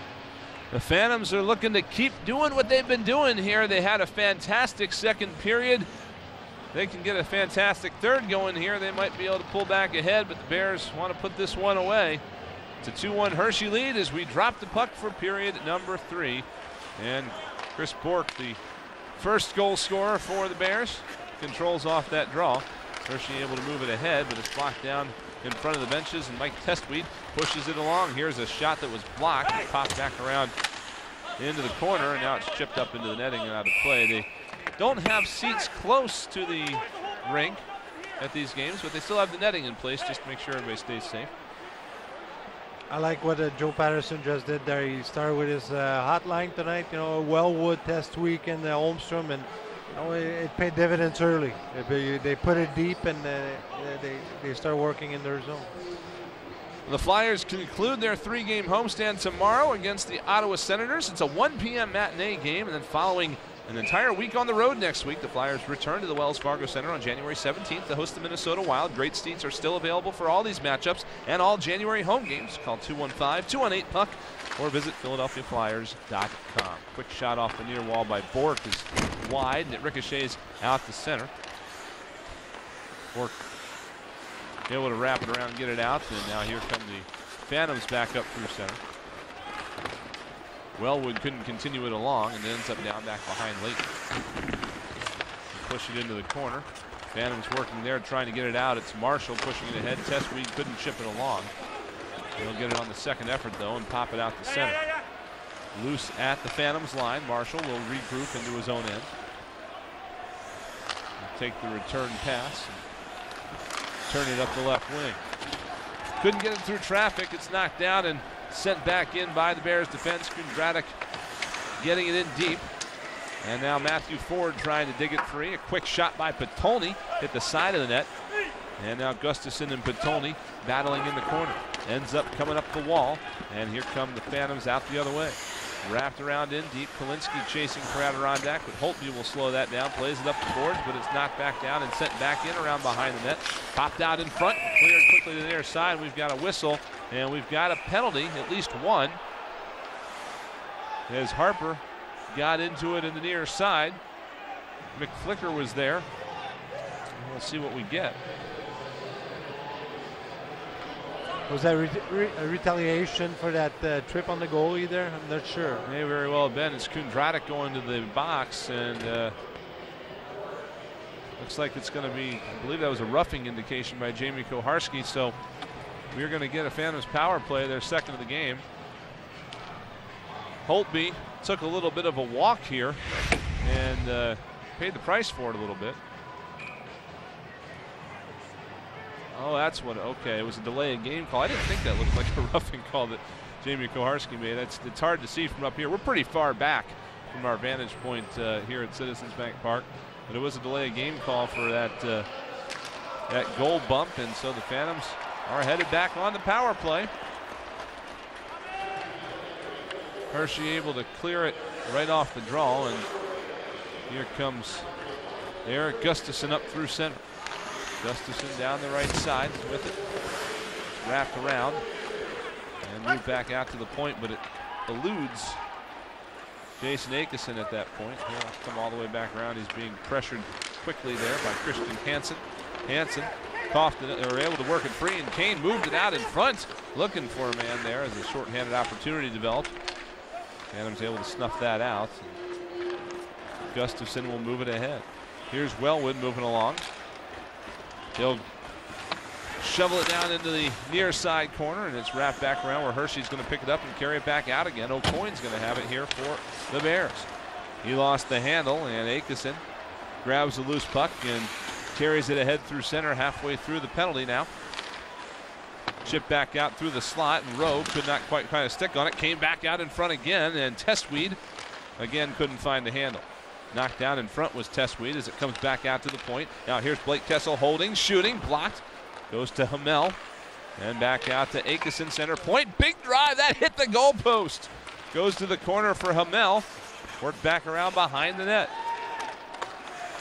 It's Testweed cycling back for Hamel. Tried to center, but it was blocked. Now Testweed runs it back down. He'll go back to Hamel, who continues it around. And now Rowe has it on the far side. He's without his helmet, but his pass was blocked, and Hershey will just fire it all the way in. It comes off the glass quickly out in front, and Layton moved over to take care of it. Just 12 seconds left on the power play as the Phantoms get one last rush in here. Chipped up the right side, and Rowe will go after it with his own helmet in the way. Testweed now in the corner, back to Rowe, trying to move it up the wall. That helmet's still there, bouncing around. Penalty time has expired. Team's back to full strength. There's a drive from the point that was blocked. Comes to the near side and carried back up the point, but it was pushed away, and Sestito will have to go back and pick it up. It's about 4 minutes gone here in the third period. Hershey with a 2-1 lead. Phantoms looking for the equalizer here. The Bears just killed off the power play. Now here's Graham Mink moving in over the line. Mink with a shot blocked away by Layton. Sestito after the loose puck. He'll backhand it ahead to center. Picking up for the Bears is Miskovic. Moved it ahead to Mink, who tried to center. That was blocked. Mink now carries it around behind the net, runs into some traffic, works it out toward the point, but it was out of the reach of Sean Collins. And the Bears will have to regain the line. They'll dump it back in deep. The Phantoms had a free out, but they can't get it out. It's moved out in front. It's blocked down there by Tyler Brown. Now knocked into the corner. Phantoms trying to move it up the wall, but they're having trouble getting it out of their own zone right now. Brown shoving in a man along the near boards. Now Eakin picked up the loose puck, shoveled that in on net, and Layton steered that aside easily into the corner. Here comes on the near side corner. Worked out to the point. Here's a shot. It's loose. And over the far side, Jancewski trying to push it ahead. Moved along to center, and it's picked up there by Brown. He'll wrap it all the way around. Eakin on the far side. Couldn't clear. Here's a shot blocked by Holtby. Rebound loose in the circle. Another shot stopped by Holtby. And he'll cover that one up as John Kalinske looks on. He was almost able to shovel it back out in front, but Holtby was alert. Yeah, well, the Phantoms are going to need a lot more of that. You know, put the puck on net. They didn't do that on their last power play. Well, they'll need to do that on 5-on-5 if they want to get back in the game. Holtby had that first one on line, but he couldn't quite grab it with the glove. And the Phantoms actually ended up with 2 more shots there off that rebound. So we'll get a face-off in the Hershey zone. Kalinske in to take the draw against Keith O'Coin. Delay in the proceedings here. Now it looks like we're ready to go. Kalinske wins that one clean. Comes back to Marshall, just barely able to keep it in with Kevin Marshall. Wrap it back around into the corner. Kalinske goes and digs it free. He's looking for a passing lane. Kalinske stops and reverses course. Now Himmel behind the net, shoveled it out in front. But it's picked up there by the Bears, and Bork is able to move it ahead to center. Back into the Adirondack zone. Gustafson is there. He leaves it off for Kalinske, and it comes back to Gustafson, who is able to move it out. Gustafson, perhaps the leading candidate to come back up to the Flyers should Kimmo Timonen miss any significant time. He left the game yesterday with an injury. Puck shoveled in on net. It's blocked down in front and ends up on the end boards, or it's picked up by Kalinske. He coughed up a pass, and a big shot from the top of the circle was turned aside by Leighton as O'Coin just stepped right into that pass by Kalinske. Yeah, that might not be the right. The guy you want to give it one time is shut from up there. Bad combination. Yeah. Now here's O'Coin back out in front, but he has lost the handle on it, and the Phantoms were able to clear.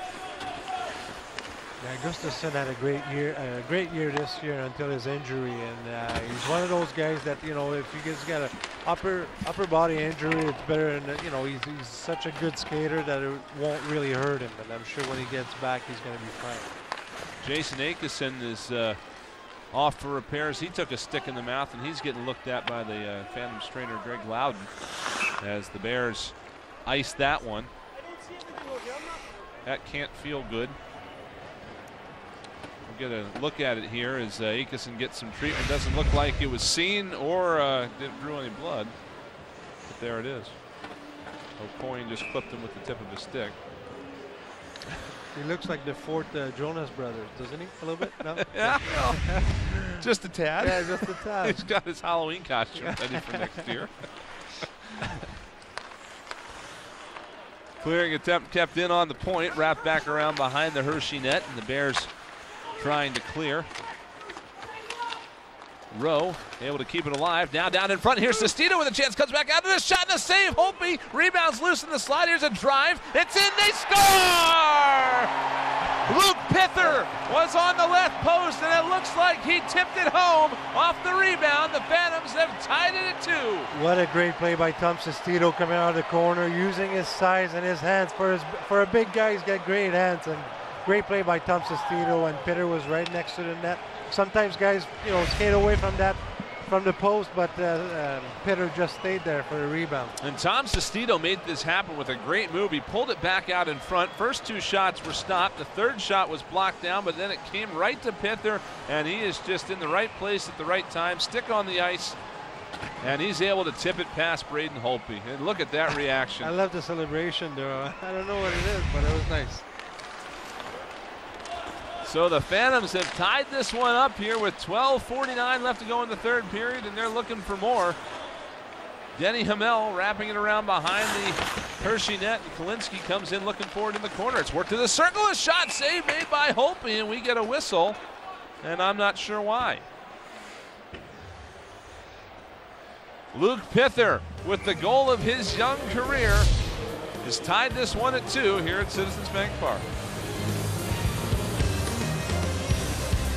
Luke Pither has tied this game at 2 on just a great scoring opportunity generated by some hard work in the Hershey end. Yeah, it started by Tom Sestito. They're coming out of the corner using his size, and the puck went right to the point, and you know, Pither just stopped at the end instead of turning the corner, and the puck came right up to him. And you could see there on that one shot, we had 1, 2, 3, 4 Hershey players just clogging the front of the net, but Pither was down here off the post, and nobody even knew he was there, I don't think. You know, most of the goals tonight, it's like they just put the puck on net with traffic and you know, rebounds or a tip in like that. So we have a face-off in the Hershey zone.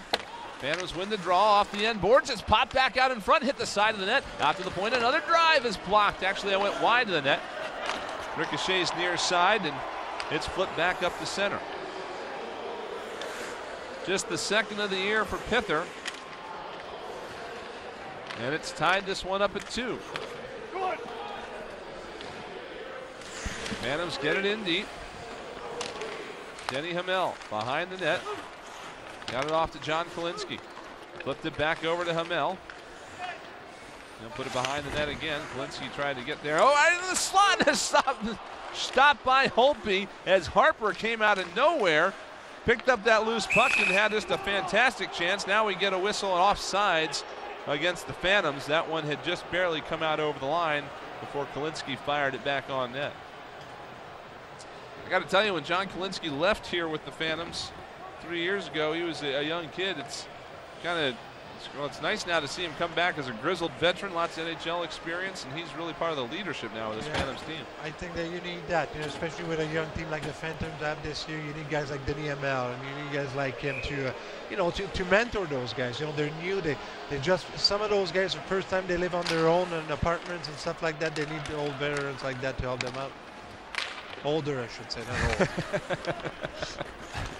Up the near side, the Phantoms trying to make something happen along the boards here. Is Testweed able to get it in deep? They'll go back after behind it. That it popped out into the top of the crease. Braden Holtby didn't know where it was, but he figured it out before Eric Wellwood could get there. And now Testweed sharing some words. Julian Brolette has some things to say to him, but this one almost scored it right out in front of the net. Yeah, again, it's that line, that Holmstrom's line in Testweed and Wellwood, I think has been the best line all night for both teams. And you see Holtby there looking behind him, and all of a sudden he realized it was in front of him. Eric Wellwood saw it all the way. He was just a little bit too far away to get in there and get a stick on it. Phantoms control the draw. It's sent back around behind the Hershey net. Testweed running in on it. Drops up way in the air, and a Hershey player with a nice vertical there. It was Miskovic able to glove that down and keep it from popping out in front of the net. Now Miskovic leans on Testweed in the corner. As Testweed tries to work it free. Holmstrom will chase it down behind the net, stepping over a loose stick. That was Miskovic's. But the Bears get there first. They'll send it all the way down. This is going to be icing. The Phantoms get there first, and they do. So 11 minutes even left here in this third period. The Phantoms still continuing to outshoot the Bears by a wide margin. It's 30-17 on the game now, and against this Hershey team, that's a hard thing to do. Yeah, they've been aggressive. They've been the initiator, and it's going to pay off, I'm sure. They came back in the game now, and they got the momentum going on their side, and it's going to pay off. Face off to Holtby's left in the Hershey zone. Off the draw, a shot from the high slot, turned aside by Holtby. Yeah, it works its way back around to the corner where Garrett Rowe's after it. Rowe tried to get it to Brown. He took the man instead and let it come out to the near wall. Now here's a shot from the point, blocked down in front. It's picked up there by Bork, and he's just going to fire this one in all the way on Layton and get the Bears a change after that icing call. Here is Greentree, canceled out on the end boards. And here comes back out to the point where it's kept in by the Bears. Back around after it is Oliver Lardson for Adirondack. And now going to head through center. They'll carry it along. Now moving in the slot. Here's a chance. A backhander and another save by Holtby. And that net is off its pipes again. Jamie Koharski in there doing some pointing, but it doesn't look like anything's going to be called. But Cullinetti put himself into the net and took it well back.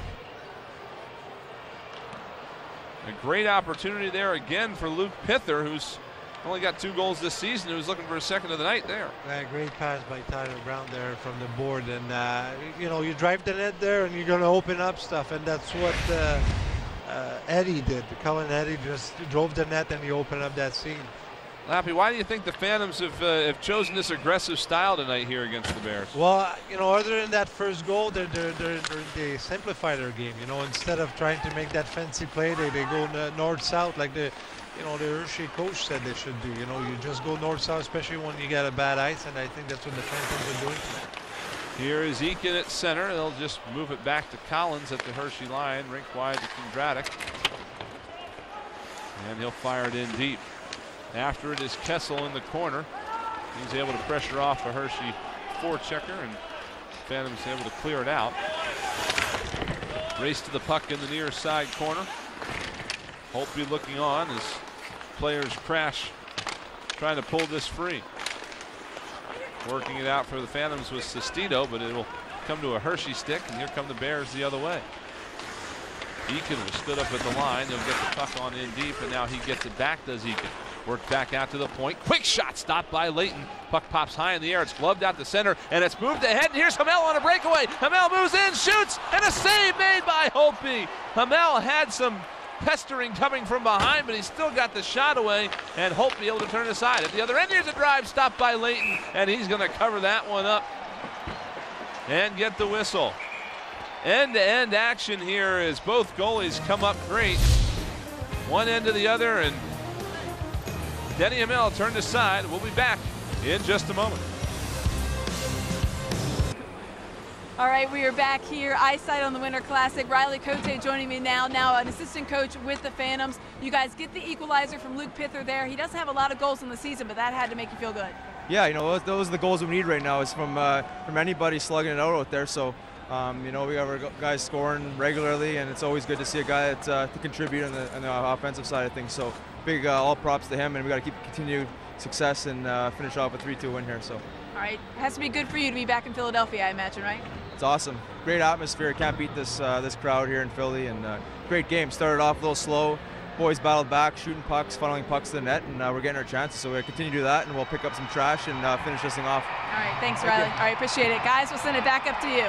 Got another look at this breakaway from Denny Hamel, and Braden Holtby coming up big yet again. He gets that pad on it. Yeah, Shane Harper made a real chip pass there for Denny Hamel. If you want anybody from the Phantoms to have a breakaway, I think Denny Hamel would be your number one. Yeah, that would be that'd be my choice. Yeah. Face-off coming up in the Adirondack zone, and a quick shot is blocked up over the glass and out of play.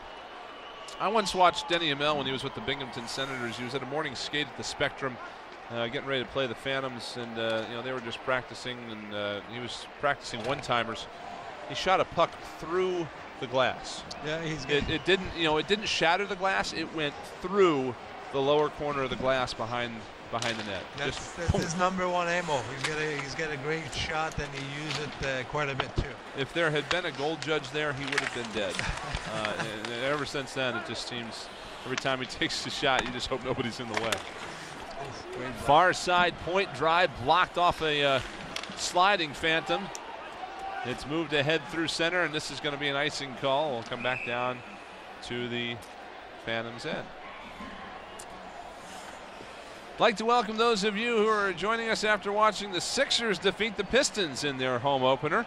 Brian Smith, Ian LaPerriere, Amy Fadul here with you at Citizens Bank Park, where the Adirondack Phantoms are taking on the Hershey Bears in the third game of the three-game outdoor series. Of course, we had the Alumni game in the Winter Classic, now an American Hockey League game, and it's been a thriller so far. We're tied at 2 with the two of the top teams in the AHL here tonight in front of 45,000 people at Citizens Bank Park. Moved ahead through center, and the Bears will chip it along, but the Phantoms get back to it. Backhanded by Akeson, clear through around to the far side. Good to see him back out there after taking some carbon fiber to the net. Phantoms try to clear on the left point, but it's kept back in by Hershey. Phantoms will regroup behind their net as Kevin Marshall gets a look. Marshall will head man it to Ben Holmstrom, the captain of this Phantoms club, was sent back around behind Braden Holtby. Plays it high off the glass, but Testweed runs that down. Behind the net to Holmstrom, trying to pull possession free. Now he gets it, threw it back out in front, went clear through to the far side. And the Bears able to chip it out there, but we've got a whistle here as a couple of players down in a heap. Testweed collided with Kondratic there, and there is a penalty. I'm just not sure who it's on. Yeah, Mike Testweed there got cut cheating a little bit, didn't he? So it looks like, yeah, he pulled Kondratic around a little bit. Looked like Kondratic kind of got his skates stuck in the ice there and was in some pain. But it is definitely going to be Testweed here on the hold. And so Adirondack is going to go on the penalty kill again here for the third time tonight.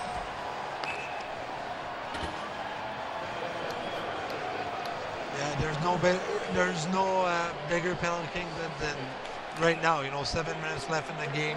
You want to kill that one to make sure you stay in the game and also to get back to get your momentum back. I may have misspoke there. It's Adirondack on the penalty kill for the third time tonight. They've done great so far on the first two. And are looking to do the same. Hershey actually 0 for 3 on the power play. They did have that abbreviated power play there of about 40 seconds in the second period. Right off the hop here, the Phantoms are going to take it down shorthanded the other way. Here's Kalinski with a shot that missed the net, comes out to the right side wall, but the Phantoms are alert and able to keep it alive with Wellwood. But now here comes Hershey the other way, and they've got numbers. O'Coin down the right side, gets a pass off the board, far side, a shot, and they score! What a great play there. I hate to say it, but that was a tic-tac-toe play, and you put yourself in that situation all night. You take penalties against the best power play in the league, they're going to burn you, and that's what happened. And it's Graham Mink picking up the goal. He has been in Hershey forever. His playing time's been reduced, but he gets just a huge goal off the great pass by Chris Bork. Graham Mink one-times it past Michael Layton. And the Hershey Bears take the 3-2 lead with 7:07 left to go in this third period. What a pass by Chris Bork there. Backhand pass right on tape and a great one-timer shot. So finally, you would think with a 32% success rate, they're going to burn you. Yeah, that's they're going to get happened. you one eventually, but the Phantoms are going to get another chance here as we got a penalty coming up on Hershey. Here's a shot blocked by Holtby high in the air. It'll come down near the left circle. And now we get the whistle. A Phantom was pulled down. A tripping call coming up against the Bears. And the Phantoms are going to get a chance to tie the score here. Yeah, I like the desperation of the Phantoms tonight. I got a good feeling about them coming back tonight. They didn't quit all night, and I don't think they're going to quit with 7 minutes left. Headed to the box is Julian Brulette. And that was a slightly ugly looking pull down there as possibly could have been an injury there, but the Phantoms got lucky. So the Phantoms headed on the power play here with, again, 6:46 left to go in this third period. They are looking for an equalizer. Down 3-2 here late in this one. 15-12 the time of the penalty as Akeson moves it ahead to center. It's continued down the left side. Holtby out to slow it. Wrapped around but stopped by Hamel on the far side. Hamel played it into the slot, but it came right to Boyd Kane, and he'll chip it the length of the ice. Yeah, you just don't want to force plays like that if you're the Phantoms. You want to set plays up in the zone and take your time. You get 2 minutes. Now you got 1:25 left, but you get plenty of time to get set up and get a good shot. Akeson's headman pass was out of the reach of Sestito. It comes deep into the zone, cleared but not out. Now the second effort will get it out, and Michael Layton will greet the puck behind his net. Phantoms coming back ahead through center. Dump in was blocked down, but it comes right to Wellwood with a shot and a save made by Holtby. Able to deny Wellwood on the quick opportunity in the circle. Yeah, a lucky bounce there who came back right at Wellwood, and not much going on in that power play, but you only need one chance, and they almost got that one. Holt being able to scoop it up with the glove there in the breadbasket. So the Phantoms still have about a minute to work with, 58 seconds left to go, 59 on the power play. And they'll get an offensive zone draw. Testweed is out there. Garrett Rose going to take this draw. And Eric Wellwood is to Rose right. Keith O'Coin out on the kill. And we've got a whistle and another penalty coming off this face-off. A high sticking call. And it looks like Garrett Rowe might be the guilty party. Or I could be wrong. Rowe didn't look very happy. It is not him, but it is Michael Testweed. As you see there, he came back around and he got the shaft of his stick up on Patrick McNeil. So that will end the Phantoms power play 55 seconds early, and we'll have some 4-on-4 hockey. Yeah, you got to be responsible for your stick. I know it's tough. You're in the motion there, and you want to go get the puck, but you got to be responsible for your stick. Bears win the draw, and a big drive wide of the net off the stick of Kondratek. Eakin could not keep it in, and it's back out to center where Collins runs it down. Kondratek carries it up the right side, moving in, snaps a shot from the circle, and it's stopped and held by Michael Layton. We'll take a break. 3-2, Hershey with the lead. Late here in the third period at Citizens Bank Park.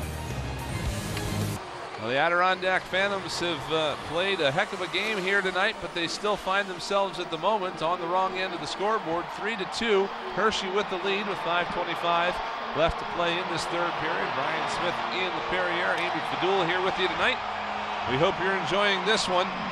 It is quite a sight here as we have over 45,000 people in attendance, which more than doubles the American Hockey League's largest crowd ever to take in a game. Phantoms are trying to give it a happy ending for the Philadelphia fans as a wraparound is turned aside by Layton. A lot of these fans followed this team when it played at the Spectrum, which is no longer across the street from the ballpark. The memories remain, and they love getting back out here to take a look at their beloved Phantoms once a season. This year it just happens to be outdoors, and 45,000 people came to see it. Here's Kevin Marshall coming in over the line. Tried to feed a pass in front as he had a man breaking down the right side into the circle. Bears snuffed that out, and a chance from the left side circle that's stopped and held by Michael Layton. Well, the best and the brightest stars from the American Hockey League will be in Atlantic City later this month for the 2012 AHL All-Star Classic. It's January 29th and 30th at historic Boardwalk Hall. Don't miss a minute of the action. Get your tickets by visiting theahl.com or ticketmaster.com today. Should note also, as part of that weekend, John Stevens will be inducted into the American Hockey League Hall of Fame. He captained the Phantoms to a Calder Cup in 1998, coached them there in 2005. Here's Bork with a big drive and a save made by Layton. He got a piece of that with the glove. Ricochets back out to the near side. 38 seconds left on this power play as the Bears work in the Phantom zone. McNeil back to Bork to the far side. One-timer, deflected save made by Layton, and he holds on. That hit a Phantom in front and changed direction. But Layton is able to cover that one up and get the whistle. Here's a look at the Eastern Conference All-Stars, which will include Michael Layton. In fact, 4 of these players are in the game tonight, and Boyd Kane is the captain of the Eastern Conference All-Star team. Chris Bork, with all his offensive prowess, will represent Hershey, as will Keith O'Coin. Power play continues here for the Bears as a couple of shots muffed on, and here comes Wellwood breaking out the other way. Wellwood sending it back down in the corner. He'll chase it himself. Popped out in front. Here's Holmstrom with a shot. That one blocked, and it goes into the corner where the Bears will regroup. Just 10 seconds left to go in this man advantage, as O'Coin flips it ahead through center, wide of the Adirondack net, and it's touched up. It's going to be they called icing, or well, let's take a look at this. I'm not sure what they called there. We have a whistle and a face-off coming up in the neutral zone. 2-line pass.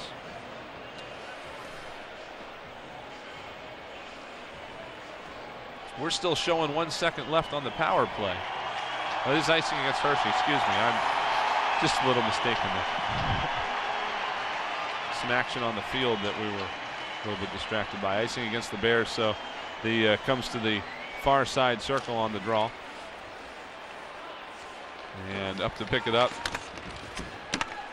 was Jason Akeson, who'll dump it back in. It gets blocked back down, and it's flipped into the corner. Layton will watch that one go by as the Phantoms look to regroup. It's Marshall moving ahead. They are back to full strength. They got 3:23 to work with here as the Phantoms try to find that equalizer. 3-2 Hershey with the lead. That's when you're open. A guy like Denis Hamel, a veteran who's gonna score that big goal that he's known for. And if I had to put money on someone, it'd be my guy tonight. Not because he's French, but because he scored big goals before, and he's been pretty quiet tonight. Puck out of play into the Phantoms bench. He'll send the faceoff back into the Adirondack zone. Now this game has had everything, again, pretty much go right for the Phantoms except the score. They have just really, seems to me anyway, they've outplayed these Bears for the most part. Yeah, if you're the coaching staff, you don't like the scoreboard right now, but you like the effort that the boys are putting tonight, for sure. Blake Kessel will chase this puck into the corner off the draw. He's beaten to it, though. A centering pass got blocked down. It moves ahead to Testweed. He pushed it back to the wall, but the Bears will regroup and come back in. Centering pass blocked. Now it's loose. It was tipped in on Layton, and he was able to turn it aside. Matthew Ford got a stick on it. Comes to Testweed, who will dump it down into the corner and back around behind Holtby. Collins on it for Hershey. Moving away from the forechecking Phantom. It came out the near side. Now it's flipped back out to center. And over there to pick it up is Cullinetti. Rims it around. Collins has it now behind the Hershey net as the Bears just looking to kill time right now. 2:15 left to go in this third period. On the far side now, it's Hamel trying to pick up a loose puck. Now here's Shane Harper just dumping it in deep. Now a quick shot from a sharp angle is stopped by Holtby as the puck had bounced right back out to Eddie. Yeah, right now you got to look for Michael Layton to come out of that probably on the next wave. Here comes the Bears with a 2-on-1 developing there late. Hansen's shot was wide. And now we've got a whistle as the puck went in again into the Phantoms bench. Joe Patterson watching the clock and trying to decide how long to keep Michael Layton in there. I think on the next rush that the Phantoms are going to have, you're going to see Michael Layton going sprint to the bench and have an extra forward to go on the ice. Phantoms will control the draw briefly, but O'Coin was able to work it free and send it back in. And Gustafson now spinning away from pressure by the Bears. Moves it ahead. Garrett Rowe will carry it out. And there goes Layton. Meanwhile, Rowe trying to get a 2-on-1 going. Got a shot away and it went wide of the net. 6-on-5 here for the Phantoms with Michael Layton to the bench. A clearing attempt. Glove down. Shot loose in front. And Holtby will just reach out and grab that and hold on to it. Tom Sestito comes into Holtby's house and is trying to be forcibly removed. Sestito plays a lot more offensive role on this team than, of course, he does on the Flyers, and he was right in the mix of this one. Yeah, well, he's a big body. He knows how to play. How to play his size, and he goes right in front of the net for. Well, he took that shot there, and he had traffic in front of it, I should say. He had Atkinson and Rowe out there, and when you see, we've seen that tonight. All those goals, they had traffic in front, and they put the puck on net, and they were hoping for another goal tonight. Sestito was a third-round pick of the Columbus Blue Jackets back in 2006, and the Flyers got him in a trade last season, late in the season. As Joe Patterson has taken his time out here to talk strategy with his crew. Sestito arrived in Adirondack, and I believe he promptly broke his hand on somebody's head, and that ended his brief stay there pretty quickly. He played in 11 games last year after that trade. I'll tell you what, Lappy, this is just, we've talked about the spectacle and everything, but this experience for all these fans here, not only tonight, but also at the alumni game and the Winter Classic. I mean, despite the outcome of the Flyers game and whatever the outcome is here tonight, I mean, the fans are never going to forget this. Yeah, they'll never forget this. And you know, I can talk for my family. You know, my kids are here. My kids were at the last game, and it's something that they'll never forget. And I'm sure everybody in the building and those past 3 games will never forget those days. Minute 15 left. Goalie is out for the Phantoms. They have the extra attacker as Aikison works on the point. Here's a drive. Save made by Holtby. Rebound is there, and a backhander again stopped by Holtby. It comes to the corner. And the Phantoms trying to get set back up. Bears to it on the near side. O'Coin could not move it along. Sestito blocked it down. Sestito trying to pull it free and get it back out to the point. He does. Aikison faked the shot. Works it to the far side. Here's Kessel with a drive. Save. Rebound is loose and now pushed to the far side where Collins tries to move it ahead. It's still kept in though. Wellwood gets to it. Oh, he lost it. Wellwood just stick handled it right over the line by a fraction of an inch, and it's going to cause a neutral zone draw. Well, you know, it might not be a bad thing that he was offside because, I don't know, the other forward, number 6, that had a great stick on him and could have been an empty net goal. Heads up call by Leo Boylan on that line there, as that's very hard to see. Amy is down at the ice level. What do you got down there, Amy? Goes, I was just listening in as Coach Patterson was talking to his team during that timeout. And actually it was his team talking to him more. They were trying to decide who would match up with who. And it was Sestito saying, I've got this guy, I'm going to go with this guy. So they're very active. They know exactly who they need to have out there as far as man-to-man. Final 35 seconds here as the action on the far wall. It's moved out to the point. Holmstrom over to Aikison. The shot is blocked. Battled for along the near side. Holmstrom gets it back down low. It's worked out center point. Aikison to the far side. A drive blocked loose. They score! Ben Holmstrom in the slot. Picks up the loose puck. He fires it past Braden Holtby, and the Phantoms have tied it at 3 with 20.8 seconds left in the third. Well, Ben Holmstrom's been the go-to guys all year. Power play, penalty killing, 5-on-5, and he came out big tonight, tied the game with 20 seconds left. The captain of the Phantoms, a few days off of a broken nose, comes up with just a huge goal for Adirondack, and we are tied late in this one. Well, he stepped right in the slot there. You know, he's right there for the rebound. They didn't go away from the slot and put that rebound right behind the goalie. So with the extra attacker on and the net empty, the Phantoms are able to tie this up. And we are going to get some bonus hockey tonight here in Philadelphia. As Marshall goes back after it in his own end, ties it up in the corner. And the horn will sound. We are going to overtime. Neither of the previous 2 games required any extra time, but we're going to get some tonight. You know what, the Phantoms, they got what they deserve. You know, they play hard all night, and to leave here with a loss or no points would be unfair for them. All right, when we come back, we'll have this overtime period for you. 3-3 after regulation here at Citizens Bank Park. We'll have the conclusion for you in just a moment. We are headed to overtime at Citizens Bank Park. The Adirondack Phantoms tied up late in the third period with the extra attacker on. Ben Holmstrom, the captain of the Phantoms, is the hero. Well, he is, and like I said, he's at the right place, and there's no better place to be a hero than the Winter Classic, or whatever they want to call it for the AHL. It's a good place to be a hero. So we will play 4-on-4 hockey in the overtime in the AHL. If we get to the shootout, it goes 5 rounds at least, not 3 as does the NHL.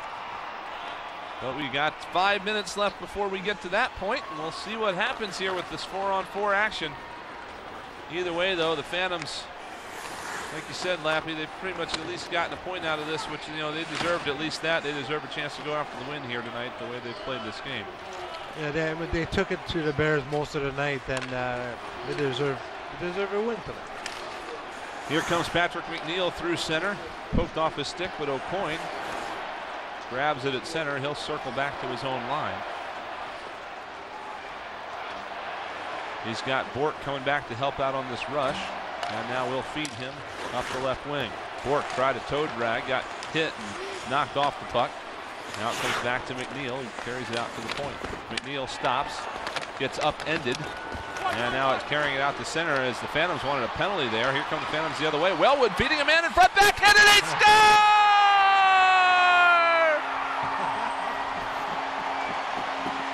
Shane Harper, what a goal. Shane Harper yeah. picking up the winner. 58 seconds into overtime. And the Phantoms get the comeback victory, 4-3 over the Hershey Bears. Great pass by Eric Wellwood there, and Shane Harper just drove it in and made a great move on the backhand move. Shane Harper is just mobbed along the penalty box side of the ice.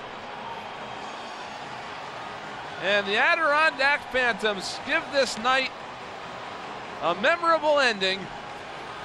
Ben Holmstrom ties it with about 20 seconds left, and then Shane Harper wins it on the odd man rush. He was just able to chip it past Braden Holtby for the winner.